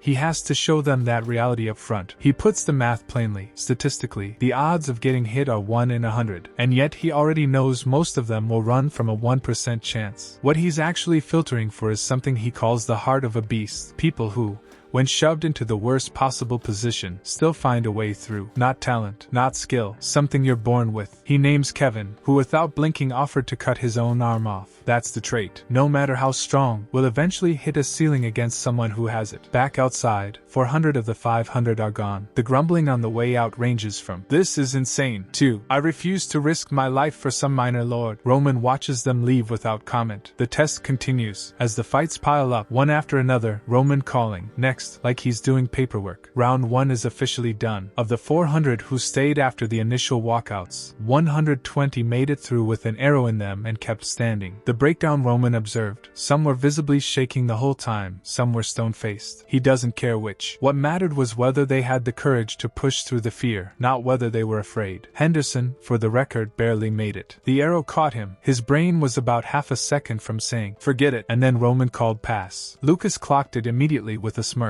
The guy would have quit on his own if the shot had been a split second later. Roman addresses the 120. "Congratulations on round 1. Unfortunately, he's only taking 30. Second test, same day. Rack of wooden swords, pick one, fight Roman. Any sword, any number of swords, doesn't matter. You just have to last 1 minute against him to pass, And the better you do, the higher the stakes, meaning better position. The crowd's reaction is roughly what you'd expect. Lord Roman is going to fight all 120 of us. On his own, he's not asking for wins. 1 minute. That's the bar. First volunteer steps out immediately. Big bald guy, broad, clearly someone who's been in real fights before. Gives his name as Vulcan. Roman asks if he's comfortable with the sword he grabbed, which is oversized and heavy. Vulcan says yes without blinking. Vulcan's internal read on Roman: confidence way too high. Blood Fang's story is probably exaggerated. No way this kid takes me down inside a minute. He's not wrong to be skeptical on paper. He's also about to find out. Vulcan went down before the hourglass had barely started moving. Not a close fight, not a tense minute, a flash. Roman read his swing, slipped it, tripped him, and that was that. The crowd's assumption evaporated instantly. This isn't a bluffing lord with a good story. This is something else. But here's where it gets interesting. As the fights pile up, one after another, Roman calling, next, like he's doing paperwork. The remaining applicants start doing the math wrong. Surely after fight 20, he's getting tired. Surely the gaps are getting wider. He must be burning down. So they wait, watching, recalculating when to step up for maximum advantage. 1 hour in, fight 60, 60th loss. Roman calls, next, in exactly the same tone as he called it after fight 1. No signs of slowing down. That's when Henderson clicks. The "predators never prey" line wasn't a motivational speech. It was a factual description of how Roman actually operates. The guy standing out there isn't a noble putting on a show. In his world, strength is the only law, and he's already at the top of it. Watching him go through 60 opponents without breaking a sweat makes the Continent Conquest Declaration feel less like arrogance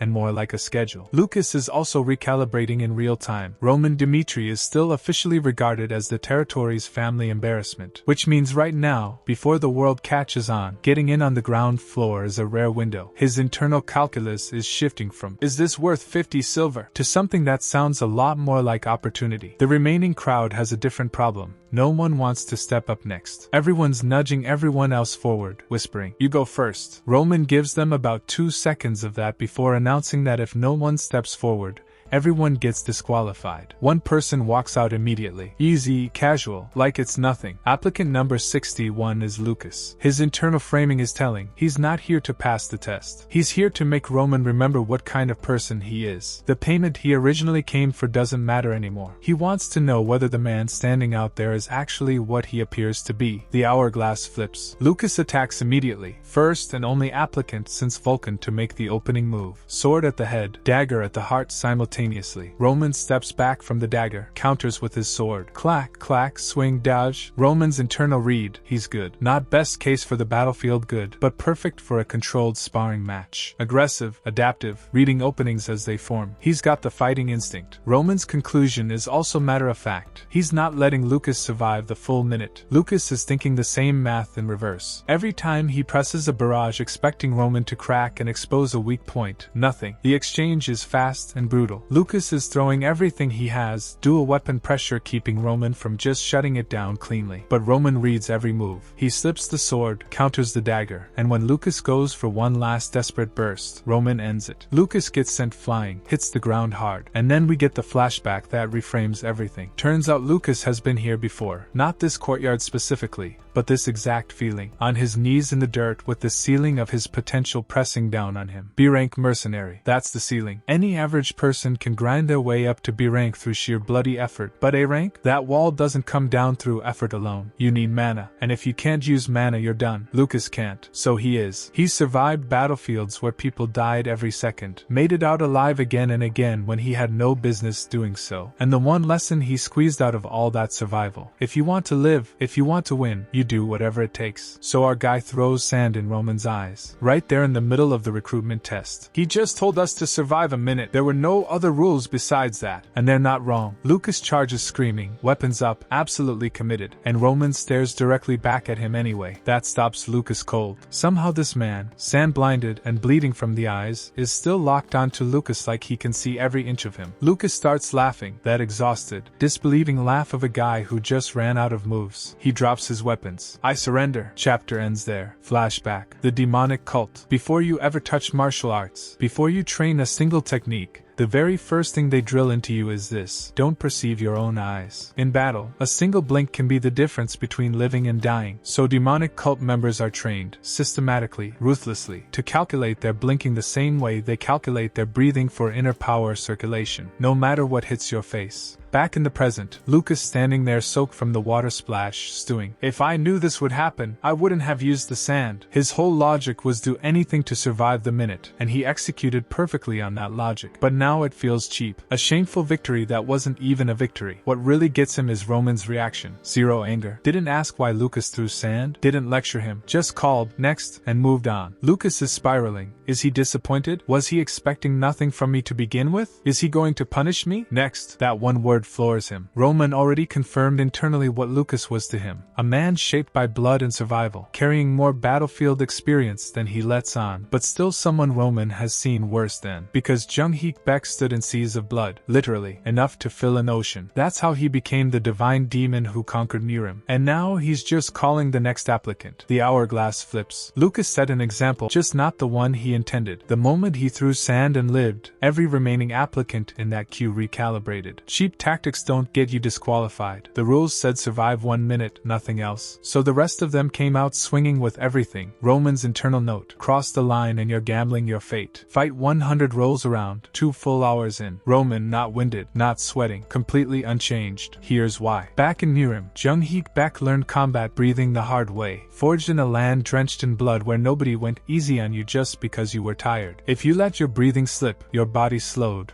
And a slow body on a real battlefield was just a corpse with extra steps. So he learned to cycle mana through controlled breathing, letting it flow through the body, healing exhaustion in real time, restoring him completely between exchanges. Then the announcement: all applicants gather up, and Roman drops it flat: none of you passed. The crowd's jaw hits the floor. But he keeps going: that doesn't mean none of you move on. 30 will be personally notified and selected. Dismissed. Cut to Roman's study. He hands a list to the unnamed blonde assistant, and tells him to handle training the 30. The guy scans the names. Vulcan makes sense, came first, showed courage. Henderson, wait, Henderson? This regular average kid? He's side-eyeing the page hard. Then, Lucas made the list. Roman, that's right. Is there a problem? The assistant lays out his case. Sure, Lucas is a B rank with natural battle talent, but he used a cheap trick and surrendered the moment he knew he'd lose. Men like that are a liability in the field. Roman's not moved at all. The assistant gets his answer. Roman flips the entire framing on him. Sure, Lucas could be a coward with no dignity. But here's the thing. Out of 120 applicants, 0 of them thought to use a dirty trick. Not one. Lucas was the only person who looked at an impossible fight and thought realistically instead of heroically. Roman's point lands like a blade. On a real battlefield, it's not the strongest fighters who make it home. It's the ones who stay cold-headed under pressure, read reality clearly, and find a way out. Those are the soldiers who survive. The assistant, named here as Chris, processes this, sighs, admits he didn't think it through again. Then he hits Roman with a different question. 5 months until the battlefield. Aristocrats don't fight on the front lines anyway, so why recruit knights now? Cut outside. An official statement from House Barco, read aloud to a public crowd. The breakdown: Lawrence made a promise to Barco long ago. Lawrence broke that promise, dishonored themselves as aristocrats, refused to repay ancestral debts, and refused to hand over the land they put up as collateral. Barco's patience is officially exhausted. With central government approval, they are declaring war on Lawrence for that land. Chris goes white. My lord, wait. Roman, completely calm. That's right. We're preparing to intervene in the war between Barco and Lawrence. Surprise, we're not jumping into the war just yet. The manga pulls a perspective shift and spends this chapter entirely inside Lady Flora's head. She woke up from a nightmare, stares at nothing, and the servants outside whisper about her like she's already a scandal. Locked in her room since she got back from the Dimitri estate. Rumor says she's the one who blew up the engagement. The staff's most pressing concern: are we still getting paid? But Flora isn't wallowing. Her internal monologue is a full self-autopsy. Top of her class at the academy, father always proud, thought she was smart and capable. But strip away the Lawrence name and she's nothing. A greenhouse flower who's never actually been tested. She got everything handed to her and mistook the gift wrap for achievement. And then there's Roman. She called him a dimwit. Out loud, except the guy solo dismantled the blood fangs. No backup, no safety net, just a decision and fists. Flora sits with that image, and the comparison does not go well for her. He had zero expectations on him, and still moved. She had every advantage and folded the moment things got uncomfortable. Compared to him, I'm nothing. Hits her like a verdict she can't appeal. She snaps out of it when servants knock with her meal. Flora opens the door herself, surprising them, and announces she's going to the library. Ice-cold eyes, zero waver. The pity spiral is over. So while Flora is speedrunning her political education in the library, we cut to the Lawrence War Council, and it is not going well. Every house they contacted has refused. House Martel, House Batra, the whole northeastern bloc, all passing. Barco apparently put the word out that any house trying to intervene gets added to the enemy's list. The council table is a row of defeated faces. One voice floats the obvious, maybe surrender. Give Barco what they want, protect the soldiers, keep whatever land they can. Lawrence's father almost agrees. You're not completely wrong. Flora walks in herself, doesn't wait to be announced. Her father tries to wave her off, and she just steps through the door. The room goes quiet. Father, 2 syllables. Then, I must speak with you. And she delivers the play she cooked up in the library. Then we cut to Roman. Hey guys, quick confession before we start. I completely screwed up. I've been calling the MC's dad Jonathan, but his real name is Romero Dimitri. My brain clearly took a vacation. Okay, back to it. For the war between Barco and Lawrence, Roman Dimitri will intervene. The room detonates. Jonathan Dimitri is immediately furious. The war has central government backing, so it's legally sanctioned. Roman cancelled his engagement with Flora, meaning Dimitri has zero obligation to Lawrence. The moment Roman steps in, every northeastern aristocrat cuts ties with Dimitri. Jonathan accuses Roman of acting on a whim out of guilt over the broken engagement, and tells him he thought he'd matured. The teacup hits the saucer like a gavel. Jonathan is spitting fire and Roman just sits there, composed, and dismantles him point by point. First, this isn't a whim. He drops the real intel. Eldest son of House Barco threatened him directly. Came to Roman because he was worried the Dimitri-Lawrence engagement would get in the way of Barco's war plans. No proof. Roman admits that up front. But the threat happened, and it told him everything. Barco doesn't just see Lawrence as a target. They see Dimitri as an obstacle they needed to neutralize first. That's not a house that respects Dimitri's position. That's a house that's already decided where Dimitri ranks. Then comes the knife. Roman turns to his father and says it plainly. You have power and wealth and you're not moving. I think it's because you're satisfied with how things are. Jonathan flinches. His son just called him complacent to his face in front of his own council. But I, Roman Dimitri, feel differently. He wants authority. Not reputation, not comfort, not the status quo. And anyone who gets in the way of that, including Barco, gets taken down. The internal voice shifts registers. This is Jung-Heek Beck talking. Still floating in a vast sea in this new life. Not yet anchored. But one thing hasn't changed across lifetimes. He must live a life where he reigns. And then the clincher that shuts the room down. He's not asking House Dimitri for anything. No troops, no resources, no backup. He intervenes as Roman Dimitri the individual. All he's asking Jonathan to do is sit back and watch. Because what he does next will show everyone, including his father, exactly how he intends to live from here on. The scene pulls back to give us Jonathan's inner life, and it reframes everything. He's alone with his wife, and she clocks it immediately. Something happened with the other aristocrats at the capital. He laughs it off, says nothing happened. But his eyes give it away. They looked at him like he wasn't their equal. A commoner who built territory, wealth, a title, and none of it erased where he started. The other houses see the origin, not the achievement. That look has stayed with him. His wife asks if he wants to change it. And here's the gut punch. No, he's genuinely satisfied. He's not going to exhaust himself chasing the approval of people who'll never fully give it. But his sons, that's a different story. He doesn't want them settling for a border territory and a comfortable life. He wants them to reach higher than their given status. That's what he's been carrying this whole time, quiet and unspoken. Cut back to the confrontation room. Roman sits there, hands folded, completely still. Jonathan looks at him, really looks, and flinches. Not from anger, from recognition. He can't stop him even if he tried. He can tell by the gaze. And then it lands. This is the moment Jonathan always hoped would come. The son he spent years worrying about has finally become someone. The dream he had for his children is sitting right in front of him, already in motion. He extends his hand. Do as you please. Come to me if you need help. You, Roman Dimitri, are my son. And I, Romero Dimitri, am your father. Roman grins. That's the green light delivered. Our guy shows up at the Dimitri Forge, biggest in the entire Cairo kingdom,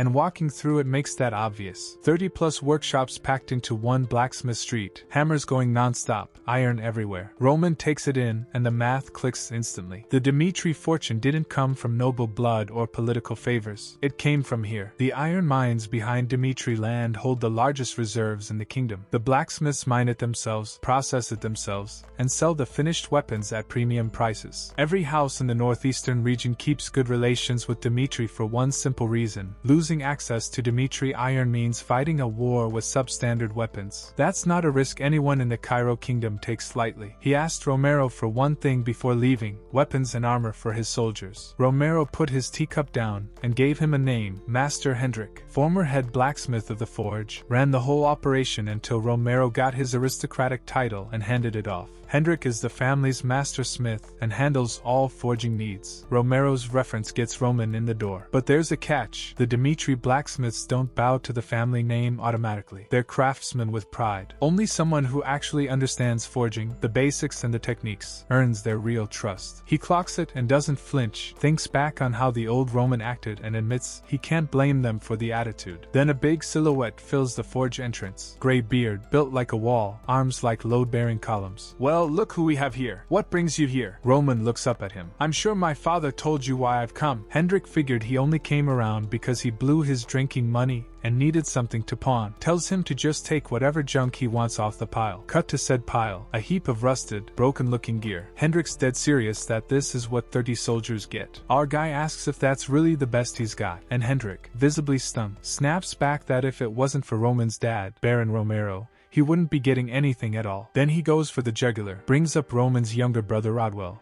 who apparently grinded years at the forge trying to earn his place, while Roman was out, wasting his life chasing women, calls him garbage beyond saving, useless without daddy's name backing him up. Our MC doesn't flinch. He picks up one of the swords and just starts breaking it down like an engineer, says the blade's clearly undercooked, poor technique, no real strength behind the forging, and that Hendrik can't seriously call this Iron of Dmitri. Then he paints the scenario straight. Soldier swings this thing in real combat. The dull edge doesn't kill clean. Blade gets stuck in the enemy's body. Soldier's left exposed and gets his head taken off because of it. Roman doesn't bite. Instead he grabs a piece of the chain mail and walks Hendrik through exactly how it fails too. Armor's there so one hit doesn't kill you outright. And yeah, this scrap survives one hit. Sure, but the second hit? Chains snap. Gut spills out through the gaps. Soldier's dead anyway, betrayed by the exact thing he trusted to keep him alive. Hendrik loses it, screaming about how dare Roman talk to him like that. That's when our boy actually explains himself instead of just needling back. He gets why Hendrik's furious. Roman never cared about the forge before, and now he shows up out of nowhere demanding quality and trashing the smith's work. There. But this isn't about pride or feelings anymore. This is 30 lives on the line. Soldiers who'd walk into battle thinking they're covered when they're not. He stabs the chain mail clean through to prove the point, cold and final. Hendrik knew this gear wasn't good enough and chose to look away anyway. Then lays out exactly what this is. He came with his father Baron Romero's backing to request proper gear, and got handed garbage instead. Straight up asks Hendrik if that's insubordination against Romero's orders. Hendrik stammers that it wasn't intentional, just, he didn't want to hand over quality goods. Roman shuts that down too. Doesn't matter if it was intentional or not. Refusing to comply is still insubordination. This isn't a personal favor he's asking for. It's the ruler of the land requesting top-tier equipment, plain and simple. Cue the forge workers storming in mid-standoff, seeing their master getting grilled by the dim-witted Dmitri, and losing it, yelling at Roman. One guy gets right up in his face, and when they clock that Roman's holding a sword, they panic thinking he's about to hurt Hendrik. Chaos breaks out. Someone yells stop. Hendrik's the one who finally reins it in, grabs the situation, says, "I said stop," and to everyone's shock, apologizes. Not to Roman, visibly conflicted, ashamed,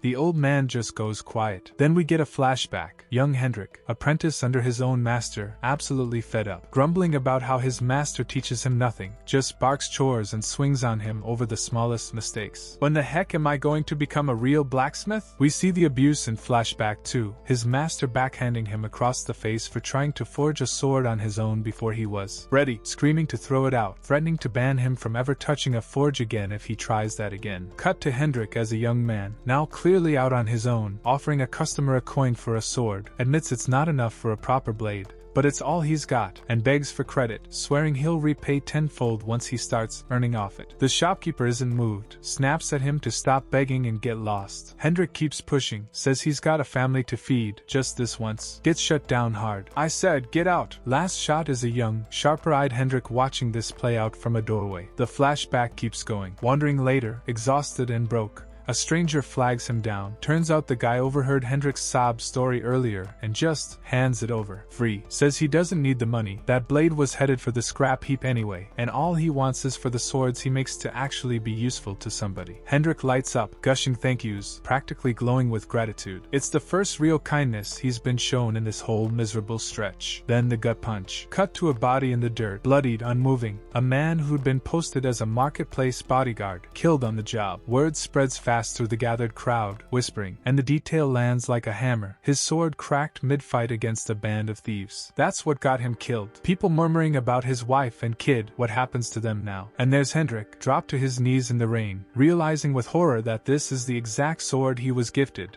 the one he then passed along, thinking he was helping someone. I may as well have killed that man myself, he thinks, gripped by the kind of guilt that doesn't wash off. Right there he swears he'll never make that mistake again, never hand off subpar work and let someone else pay for it with their life. That's the memory that's been driving him this entire time. Hendrik still stunned into silence from the reveal, but it's Hendrik's own resolve that finally breaks the standoff. He straightens, turns back to face Roman, and says it plainly. I will take any punishment for my actions. His workers gasp. Someone calls out, Master! In shock. Roman doesn't gloat. He tells Hendrik that if he truly regrets it, he won't press further. Then he circles back to business like nothing happened. He knows Hendrik's a great blacksmith, and he's formally requesting weapons and armor for 30 soldiers. He tosses the ruined scrap sword back, tells Hendrik not to make this mistake twice, and walks off. Hendrik just stands there, thrown. He mutters to himself, half in disbelief. This isn't the Roman he remembers. The guy who stormed in furious and red-faced is now walking away calm, measured, even gracious about it. He's heard the rumors floating around lately about Roman changing, but seeing it up close rattles him. He turns to his crew, barks at everyone to get back to their stations,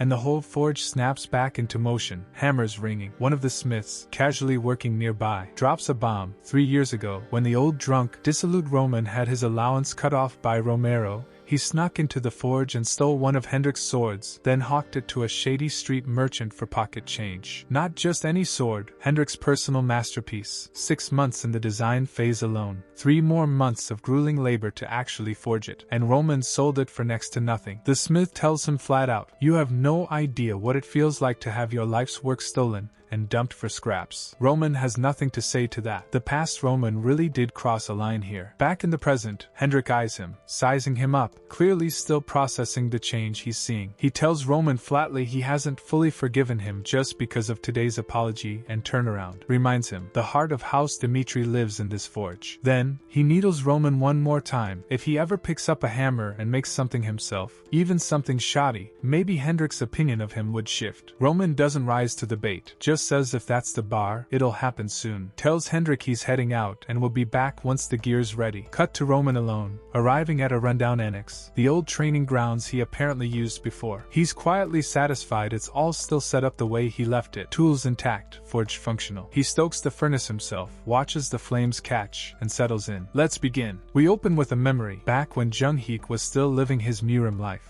Before any of this Dimitri stuff existed. 18 years old, and he decides he's making his own sword. Reason being, the demonic cult he grew up in didn't do. Peaceful succession. No rules, no seniority system, just a constant knife fight between siblings for who gets to be next in line. Cue his 11th eldest brother, Chang Hyun-baek. Ambushes him one night on a rooftop in the rain, tries to end him right there. It's genuinely neck and neck. Either of them could have died, but the sword young Jung-Heek had treasured, the one he trusted with his life, just shatters under Chang Hyun's strike mid-fight. He wins anyway, caves his brother's face in with the broken blade, but that moment sticks with him hard. Nearly dying because his weapon wasn't good enough was the wake-up call. He goes and apprentices himself to a blacksmith, learns to forge his own swords from scratch, and he doesn't stop at one. Every year, before whatever war or massacre was coming his way, he'd forge a new blade tuned specifically to his current strength and style. Hundreds and thousands of fights later, sword number 39 line earns the name Blade of the Divine Demon, a legitimately priceless weapon forged by his own hands for his own war. Then the flashback snaps back to the present, Roman, shirtless at the forge in the abandoned annex, hammer in hand, doing exactly what past him used to do, prepping a sword for the coming war with House Barco. The clangs stack up panel after panel. This is clearly meant to feel like a ritual for him, not just a task. While he hammers, we get his internal monologue, and it's the most character-defining stuff we've had in a while. He straight up asks himself, "What am I living for?" Reflecting on how his whole existence, being the son of an actual divine demon, was survival of the fittest from day one, right up until he clawed his way to being the strongest being alive. And then the kicker, he says he doesn't consider any of that a bad experience. Not the constant assassination attempts, not the war, none of it. Says he's just making the best of the hand he was dealt. But, and this is the important pivot, Roman now isn't operating with full information. He doesn't know the complete scope of Roman's life in this new body, doesn't know all the enemies waiting in the wings. So the forging isn't nostalgia, it's prep. He needs to fortify his strength because he can't yet handle every variable that might come at him in this new world. The chapter closes on him refusing to accept defeat, teeth gritted, practically radiating heat, and then his whole body just ignites. Turns out he's channeling something called the divine art of fire, a technique tied to the demon of fire, someone who apparently used raw strength of body to power flame techniques instead of the usual internal energy cultivation. Roman's using it mid-forge, turning himself into a literal furnace to shape the blade. Then the recap flips entirely to the other side of the board, House Lawrence, the ones about to get steamrolled by Barco. Flora stands in front of a full war council. She lays out the situation cold. All their outside connections have been severed.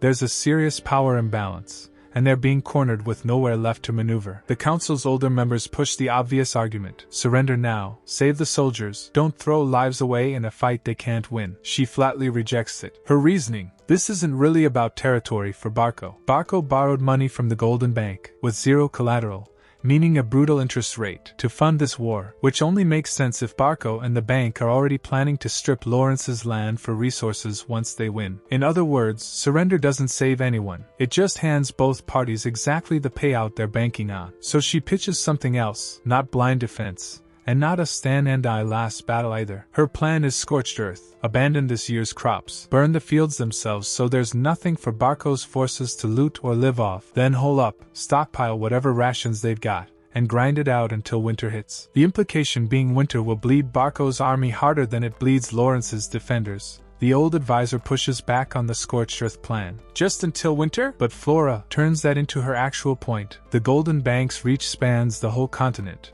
and if Barco can't wrap this war up fast, they'll start choking on their own interest payments. Worse for Barco specifically, mercenaries only fight for money, and that money is coming straight from the loan. So a long, grinding war doesn't just hurt Barco financially, it threatens their ability to keep their hired muscle paid and loyal. Once winter hits and locks down warfare entirely, Barco's stuck holding an expensive, stalled invasion with no clean way out. The room reacts, genuine. "Oh, I hadn't considered that," murmurs from the council, someone conceding. "She's right, this is a fight against time." Her father has an internal moment reflecting on how he used to worry he'd raised a spoiled, immature daughter after the whole debacle with Dimitri. But watching her now, hardened and sharp under pressure, he's quietly floored. "When did my daughter grow into such a fine young woman?" The patriarch stands and formally commits House Lawrence to the resistance. No surrender, they'll fight, endure, and keep the Lawrence name alive even if their walls come down and they're staring death in the face. Flora's visibly moved/tearing up at this. Then we cut back to Roman, his eye now glowing,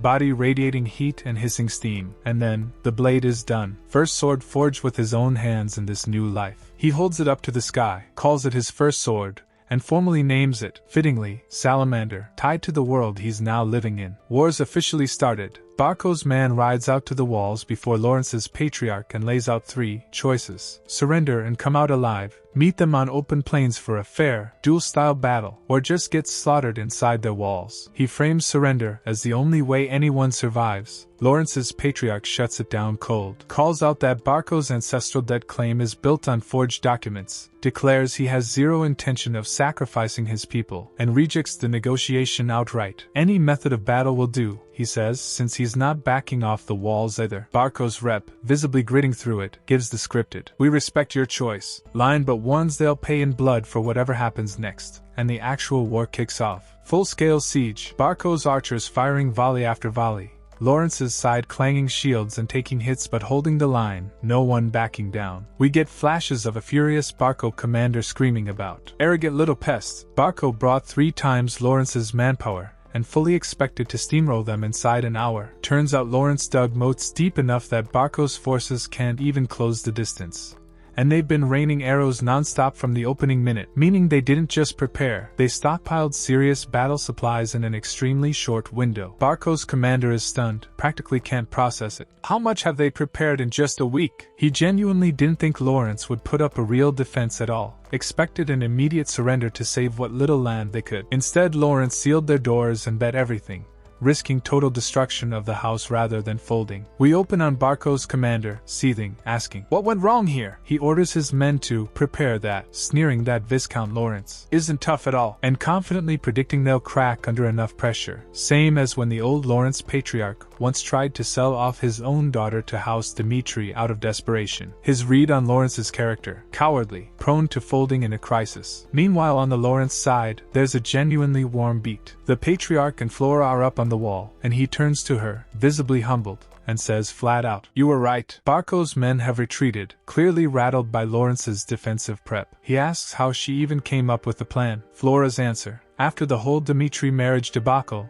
she realized sitting around waiting for problems to solve themselves gets you nowhere. You have to get strong and face things head on. And that's how she's chosen to live from now on. Her father apologizes, genuinely, for trying to force her into that marriage, admits he thought it was the only way to keep the house alive, but says no, trails into telling her he trusts her judgment no matter what comes next. Nice quiet father-daughter reconciliation moment tucked into the middle of a war. That moment gets violently interrupted. A massive explosion rips into the castle wall, flares confirmed, and it's bad. Turns out that the Barco commander ordered earlier was a flare, a catapult-class magic weapon built specifically to demolish fortifications with explosive magic. These aren't cheap or common, each shot costs dozens of gold, and as actual weapons of war they legally require central government authorization to deploy, regardless of how much money you have. Flora's stunned Barco had the wealth and connections to rent one at all, given they're already buried in golden bank debt. She quickly lays out the only 2 counters: either match it with a magic weapon of the same class, or open the gates and send people out to physically destroy the flare themselves before it can fire again. She flatly says both are off the table for Lawrence right now. Right as she's grappling with that, and then a maid comes sprinting and screaming about a magic telegram. Turns out it's from Roman Dmitri. The message: "I have a way to help you. Answer my message." Flora's just standing there like, "What?" Roman's projection pops up looking exactly as unreadable as always, and Flora doesn't waste time. "What's your plan?" Roman gets straight to it. He wants revenge on Barco for his own reasons. Already decided he's doing it eventually. The only question was timing. Now that Lawrence is getting curb-stomped by an illegal siege weapon, he's moving up the schedule. He'll help take Barco down now, in exchange for Lawrence making the first sacrifice to get his plan rolling. Flora don't love the vagueness, but they're staring down a breached wall. "We have no choice," and Flora gives her word she'll do anything to protect House Lawrence. Cue Roman going, "One more thing," and Roman lays out the ask. He needs a sufficient reason to justify jumping into this war publicly. And that reason has to be that he and Flora broke their engagement because of something Barco did. Flora's like, "How?" And Roman just says the name, Anthony Barco, and then drops the actual request. He wants her to publicly claim Anthony sexually assaulted her, and that's why she called off the Dmitri engagement. He also lays out exactly what it'll cost her. She'll likely get shunned from the aristocratic scene, her reputation as the beauty of Lawrence torched, probably for good. But if she's willing to sacrifice that status as House Lawrence's daughter, that's the price of admission for him stepping into this war. Flora's visibly shaking at this point. This isn't just "help us fight," this is "burn your name to the ground publicly for a lie." Roman softens it slightly, in his own cold way, by adding a workaround. If she says the incident happened before the engagement broke off, technically she'd have still been his fiancée when it happened, meaning it reads as him defending what's his rather than random meddling. And then the line that's basically Roman's whole ethos on display. He says flat out he has no intention of forgiving anyone who's harmed people on his side, engagement or not. Flora doesn't answer Roman's ask on page. Chapter jumps straight to the flare going off, wall exploding, soldiers scrambling to put up the iron fence. Flora shouts it out anyway. She'll do anything, just get rid of Barco's threat. Battle heats up fast, enemy troops closing in. Lawrence soldiers ordered to hold the walls no matter what. Flora's father, in the thick of the fighting, takes a hit that nearly kills him, and he barely deflects it. She turned to Lawrence with a wild plan. Open the castle doors, go out, and face Barco head-on as a distraction. Lawrence is stunned. Throwing the doors open against a numerically superior siege force sounds like suicide. But then Flora drops the reveal. Roman Dmitri has promised to help. Her father's confused. Why would Roman help them? But Flora doesn't have time to explain the deal she just struck. She just insists Roman's a man who keeps his word. Cut to Roman himself. He and one of his men, Chris, teleport to a forest clearing via a magic crystal device and start planning the counterattack on Barco. Chris asks if they're hitting Barco immediately. Roman says no, going in headfirst risks Lawrence getting leveled in the crossfire. Instead, he wants to hit Barco's back line, specifically to take out the flare. Chris, a little baffled, asks why Roman even cares whether Lawrence survives this. Roman's answer is ice cold. He doesn't care if Lawrence burns down or not. That's not the point. Then he calls Chris out directly, and it becomes clear this isn't sentiment, it's strategy. Roman says flatly he'd rather have hundreds of strangers slaughtered than lose a single one of his own men, and that if Lawrence's people die here, that's on their own leadership's incompetence, not his problem to prevent. Roman lays out his real philosophy to Chris. Unlike Barco or Lawrence's leadership, he has zero intention of throwing his own people away as cannon fodder. Full stop. Chris, a little shaken, just nods it in. Then Roman heads off into the forest alone, understanding his role in the plan. Back at Lawrence, the castle doors crack open on command and Flora's forces charge out to bait Barco directly. Punish those vicious monsters from Barco. Battle turns brutal fast. A hulking Barco mercenary starts cleaving through Lawrence's men with an axe, laughing about the nerve of these lowlifes, and one of his hits literally splatters a soldier's arm off, and Lawrence's rank and file are visibly breaking, screaming for someone to save them as the line collapses. Flora, down on the ground herself, is still trying to rally them. Defend yourselves until the bitter end. But she's crying, half convinced this bait plan failed and Roman's simply not coming. Then the ground starts rumbling. Cut to Barco's camp/back line. Tents, banners, supply lines, where someone notices the tremor and asks, what the Sigma? The answer, Roman, riding in hard with his hood/cape whipping. His internal monologue is ice cold and deliberate. This is warfare, and yes, his men's lives are now on the line earlier than he planned, but he frames it almost like an initiation. From this point on they have to accept a new reality. Those who survive as his knights get the life he promised them. A life as a predator and never prey. Their survival is entirely on their own strength and will. He's not going to protect them, they have to earn it. Grim, cut before the ambush. Roman gives his men the plan before the charge. He'll go in first and clear a path by slaughtering the enemy,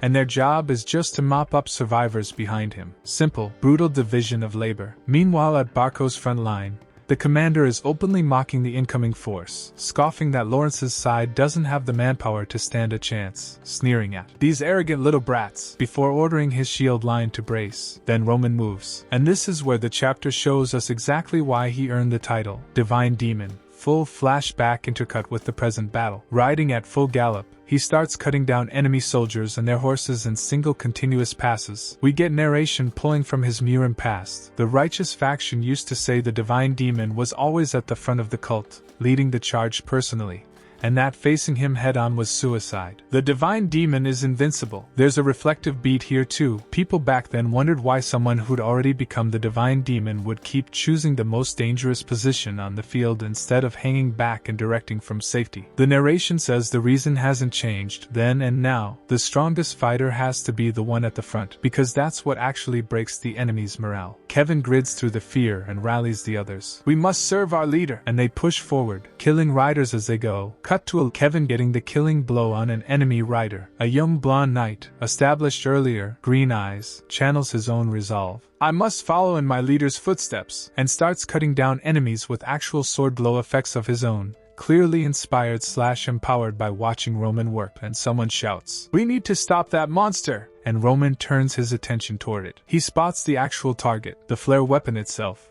lit up in the distance over Barco's camp. Over at the flare, someone controlling it is spooked. What's going on? And identifies the incoming threat by name. That's Roman Dmitri? This is the leader of the Berga mercenary guild himself. He rationalizes staying and fighting rather than fleeing. There's a massive payout on this contract, and more than that, the guild's reputation is on the line. He decides he'll be the one to personally deal with Roman. Roman finally clashes head-on with Berga, the Berga Mercenary Guild's own leader, an A-rank mercenary. Berga throws everything he's got, full aura ignition, blazing weapon clash, the works, and Roman just stands there smirking, blade holding steady against it. Berga's weapon actually starts screeching and quivering under the pressure before Roman blows through his guard entirely. Berga's reaction says it all. This can't be, there's no way he's this powerful, as Roman just keeps chaining clangs into him, clearly overwhelming an A-rank aura knight without much visible effort. Then Roman ends it, one clean strike. The narration drops the number cold, 5 seconds. That's how long an A-rank mercenary lasted against Roman Dmitri. Berga goes down, sword clattering out of his hand, dead on the ground. Berga's men are shell-shocked. Oh, our captain! But one of the Lawrence knights, the green-eyed blonde we've been tracking, is fired up. Chaos breaks out, someone shouting to kill Roman this instant. But before it can escalate, own men move to shield him and start evacuating him back. Roman just stares them down, unbothered. Then he turns his attention to the actual objective, the flare. He looks up at it and calls it what it is, divine force, a kind of magical technology that didn't exist back in his Miram life. This is the war machine. He unleashes his signature technique here, formally named on page for the first time. The Divine Demon Sword Technique, first form. Full one-strike release. The panel goes all out with ink splash effects and a massive purple/pink energy column tearing straight through the flare structure. Roman then makes it explicitly personal and public, shouting toward Lawrence's walls. Listen here, Lawrence! I, Roman Dmitri, have destroyed Barco's war machine. Sword raised high. Cut to Lawrence's side. The soldiers on the walls erupt into cheers. Hurrah! Relief flooding the battlefield. Flora, watching from the wall, brings her hands to her face, overwhelmed, tearing up. He really did it. Barco's already retreating, flare's gone, their whole attack plan is toast, but some rando still yells, "Just you wait!" Like that's gonna scare anybody. Cool threat, buddy. Meanwhile, Chris spends this whole battle doing something nobody expected. Instead of just spamming aura everywhere, he tries to condense all of it into one focused source, basically copying Roman's whole technique. He cuts his mana loss down hard even mid-fight, and by the end he's visibly stronger for it. Back with the other knights, they're all collapsed on the ground post-battle, huffing, bloodied, completely gassed, and one of them starts putting the pieces together out loud. 30 of them went into this fight. All 30 made it out. Nobody's got a major injury. That's not luck, that's not skill, that's not normal. That's Roman handpicking exactly who he brought with him. Then it gets confirmed straight up. There's only one reason any of them are alive right now. It's the monster they've been following. Roman walks back through the gates in full hero mode, cape and all, and the entire city just erupts, chanting his name, clapping, crying, thanking him like he personally saved every last one of them. Flora's dad watches this whole homecoming with a face that says, "I can't believe I almost lost this opportunity," literally admitting he underestimated Roman from day one, and is stunned he soloed the flare. Then we get a flashback gut punch, Roman's tiger, the literal manifestation of his darker power, glowing purple eyes and all, with dad casually musing that if things had gone differently, that beast could have been my son-in-law. Back in the present, forced smiles all around. Our brave hero from Dmitri, big handshake energy, while Roman's face in private says otherwise. Roman and Flora's dad share a big hero handshake for the crowd. Flora finally gets a real moment alone with him, awkward, stiff, barely able to look at him, and just manages a quiet "thank you," admitting Lawrence couldn't even hold up their end of the plan. They were supposed to help bait Barco out, and straight up couldn't. Yet Roman fought to the bitter end for them anyway. Roman brushes it off cold. "All I did was keep my promise," and even compliments Lawrence's effort, which visibly rattles Flora more than it should. Then the real conversation starts, a council meeting. Flora's dad wants to formally repay Roman, and Roman, smirking, says he won't refuse if they insist. Cut to the actual meeting room, nobles chattering, everyone riding high on the wind and looking for a shortcut. Their big idea, offer Barco a peace deal now, while momentum's on Lawrence's side, and assume they'll take it because the flare's gone. Cowardly logic dressed up as pragmatism. Roman lets them dig their own hole for a bit before cutting in with permission to speak, and then just eviscerates the room. Flat out calls them passive, cowardly herbivores, no bite behind the diplomatic phrasing. His point, Barco's financial situation is so desperate that destroying the flare changed nothing about their motive to see Lawrence collapse. His prediction is brutal and specific. Send a peace messenger and Barco will just send the head back. Then, Barco must not be forgiven. Revenge is owed for Lawrence's dead, They need to make an example of them to the world. And Lawrence immediately collapses back into, "But we have no power. There's nothing we can do." He turns it around on them. Yes, there is something they can do. Herbivores have no choice but to become prey. Cut to some panic lord slamming his fists down, demanding to know what right Roman has interfering with their plans, screaming his name like a curse. Turns out they're cornered and need a way out. And the answer lands on the table. A duelist tourney. Old world custom. 3 warriors per house. Government-sanctioned judge. Results are binding. Win it, and the war is over on paper. Problem is Barco isn't some pushover. They've got government ties, a fat loan from the Golden Bank funding them, and, worse, a level 3 knight sitting in reserve, almost guaranteed to be their opening duelist. The council's sweating this hard, stuttering, second-guessing whether this is even winnable. Roman just steps in and settles it cold. He'll go first. Doesn't matter if it's Barco's knight, or some outside hire they smuggle in. He's taking that slot personally. Then names the second, the blonde knight, who's already proven himself by taking down a level 3 opponent, while still sitting at level 2 himself. Genuine innate talent. And Roman's betting on it paying off again. 2 wins locked in his head already. Third slot's the real gut punch. Instead of naming some elite warrior, Roman pivots the conversation and drops it on Flora directly, reminding her, word for word, of the offer made earlier. Feel free to ask for anything during this conference. It clicks for her mid-scene. Wait, is this the favor? And it is. He's not asking her to fight. He's telling her he's going forward as the duelist himself.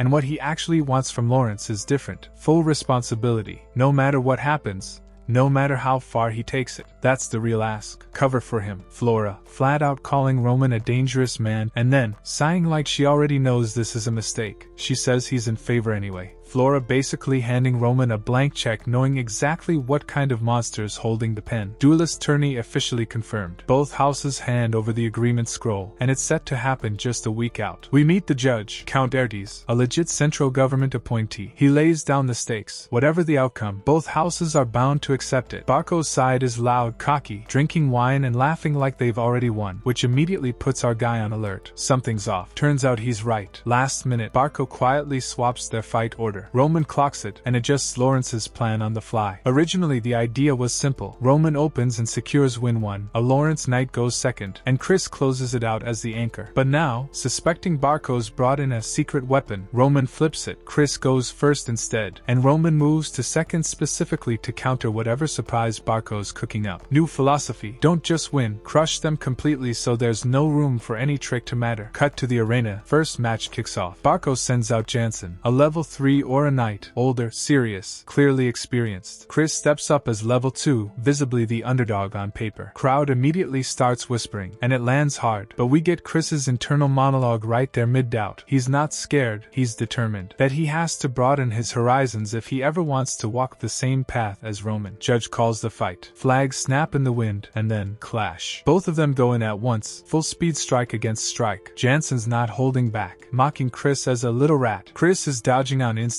barely keeping pace, clearly overwhelmed by the sheer size of Jansen's aura. Internally he's panicking. This aura's too big. He physically can't dodge the next swing, and for a second it looks like this underdog story is about to end in the worst way. Then the flashback hits at exactly the right moment. Roman's voice. Recklessly burning mana won't ever bring your aura to full potential. You have to think beyond the limits of the world in front of you. Chris grabs onto it and actually applies it live, mid-fight. The same principle Roman uses. Instead of spreading his aura thin trying to match Jansen's raw output, he compresses everything he's got into one single focused strike. The clash lands, slash, and it's Jansen who goes down. Chris actually did it. Beat a level 3 knight while sitting at level 2 himself. The crowd loses it. People are cheering, in disbelief, some straight up speechless. But on Barco's side, it's not celebration. Their guy groans through the pain. He was hoping to end this by the second match. Now they need to win the last one. Cut to backstage. Someone mutters, unbothered, no need to worry about the second match, because Barco's been sitting on a hidden card, and they paid good money for it. Enter their second duelist, scratching his head, yawning like he just rolled out of bed. I'm Homerus of Barco, level 4 aura knight, and that name lands like a bomb. Homerus? The crowd goes nuts. The wandering knight? What's a ranked knight doing here? Because this guy's rank 49 in the official knight rank, a title started centuries ago by the Valhalla Empire itself, reserved for warriors who fight with honor and get their names written into history. Only 100 spots exist in the entire system. system, supervised directly by the Valhalla Temple. Getting ranked at all is a big deal. Homerus has won. Turns out everyone in Cairo knows this guy. He wanders the kingdom non-stop, hunting down strong knights just for the thrill of the fight. That's the Wandering Knight nickname. Word is he even fought the chief gatekeeper, a rank 30 level 4 knight. The crowd's already writing Lawrence off. They're definitely withdrawing from this one. Homerus just yawns through it. How unfortunate. They had such a flashy win in the first match. But our guy isn't rattled. Roman's been digging into Barco through the Information Guild and came up empty. Nothing but public info, which tells him exactly what he needed to know. This is the real hidden card, buried deep enough that even his network couldn't touch it. And instead of worry, all he feels is anticipation. Because Barco might have kept Homerus's power a secret, but they have no idea what Roman's actually capable of either. Flora panics, grabbing him. What's wrong with you? Withdraw from this match. That's Homerus, rank 49, and rumor has it he's on track to crack top 30 soon. Flora's terrified. Do you really think you can beat a ranked knight? Just withdraw and save yourself. Roman just glances back unmoved. Flora doesn't let up, tries to pull rank, says Lawrence will send a knight out instead. Roman shuts it down flat. I don't want to have to explain every single detail to you, so all I have to say is, don't get in my way. He steps onto the field, introduces himself. I am Roman Dmitri of Lawrence. Homerus's grip on his blade tightens. If Roman was strong enough to destroy a flare earlier, that alone puts him at level 2 minimum. He wanted the rank 30 knight. Fernando, not this pipsqueak, mutters. Let's just finish this quickly, and swings. The exchange is instant and violent. Full clash. Blinding speed. The crowd can't even track it. Look at that speed. Sword against sword, clang after clang. Homerus is actually grinning through it. Well, would you look at him? This is going to be an interesting fight. Roman's aura flares gold against Homerus's teal. Then Homerus starts monologuing between clashes. Asks how Roman manifests his aura. Homerus drops the act and unleashes his actual power. Level 3 aura zenith. The field cracks under the pressure. Aura erupting around him like a detonation. The crowd's getting knocked around by the shockwaves just from proximity. Someone in the crowd mutters, half disappointed. This is the warrior ranked 49th. I had high hopes. There's no need to prolong this match. Block this. A shapeless black wave rips through the air. Huh, a black wave? I've never seen an aura manifestation like this before. Roman's unmoved. To him, this barely qualifies as effort. What a bore. Because this technique has no named forms. It's referred to only by the order in which it's performed. Divine Demon Sword Technique, 3rd form. And then it's over. One strike. Homerus hits the ground, blood pooling beneath him, and the crowd goes dead silent before erupting into confusion.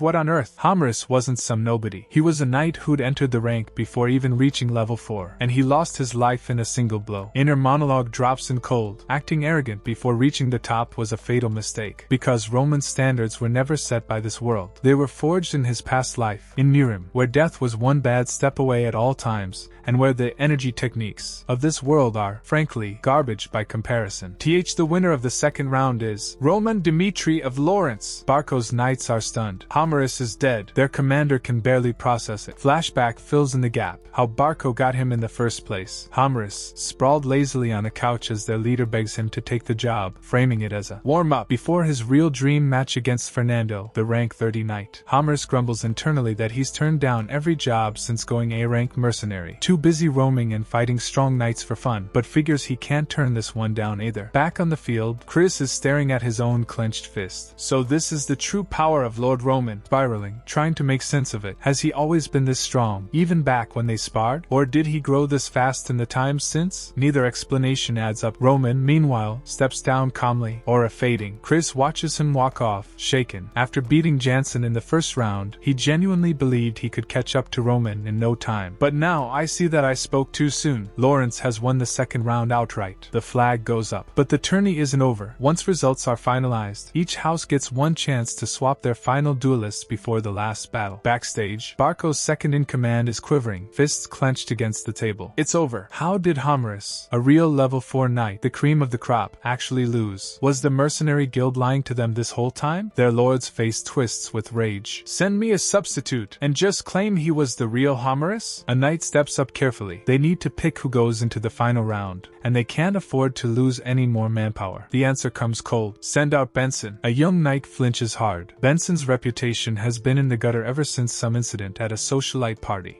and everyone can see exactly what this is. Punishment dressed up as an assignment. Yes, my lord, someone says quietly. Benson steps onto the field, introduces himself. I am Benson of Barco, to a crowd that has no idea who he is. On On Lawrence's side, young Kevin immediately volunteers. My lord, I will fight him. Roman's narration frames it plainly. In this world, losing means dying, and Kevin's clearly trying to prove something to him. Roman just says, go on then. Kevin grins, confident. I will make this quick, my lord. Cut to Benson's internal spiral, shaking, gripping his sword, wondering how his life led here. I'm a knight for Barco, the most influential house of the northeastern region, he shouts, trying to convince himself as much as anyone. But underneath it, I've dedicated my life to Barco, but my loyalty has led me to die in a duelist tourney? Damn it. Then he sees his opponent walk up the steps, and stops cold. Wait, that's my opponent. It's Kevin. Benson's face splits into a manic grin. And no way, the heavens above are shining upon me. The fight opens fast. Benson taunts, you trying to get your revenge today, you little brat? Chuckling, clearly thinking this is easy. He needles Kevin further. They've both been abandoned by their lords today, sure, but for Benson, this is his lucky day. Kevin doesn't take the bait emotionally, just responds flat. I am merely a blade that serves to protect his ruler. That composure enrages Benson. You arrogant little brat! And he charges, screaming, die! Kevin dodges the strike clean, then answers with his own thrust. A controlled counter, not a wild swing. But the hit doesn't land and Kevin eats the hit hard, and goes down, sword clattering away, blood pooling on the tiles. And that's where we'll wrap things up for today. If you enjoyed this recap, make sure to like and subscribe so you never miss an episode. Drop a comment below and let me know your thoughts. As always, thanks for watching, and I'll see you in the next one. Peace. So this nigga have one goal in life, reach the absolute peak of martial arts. Except he quickly realizes that one human lifespan just isn't going to cut it. But then he hears a legend. Deep in a sacred sanctuary, guarded by a divine dragon, there's a fruit said to hold the power of immortality. So he does what any reasonable person would do. He gets the fruit.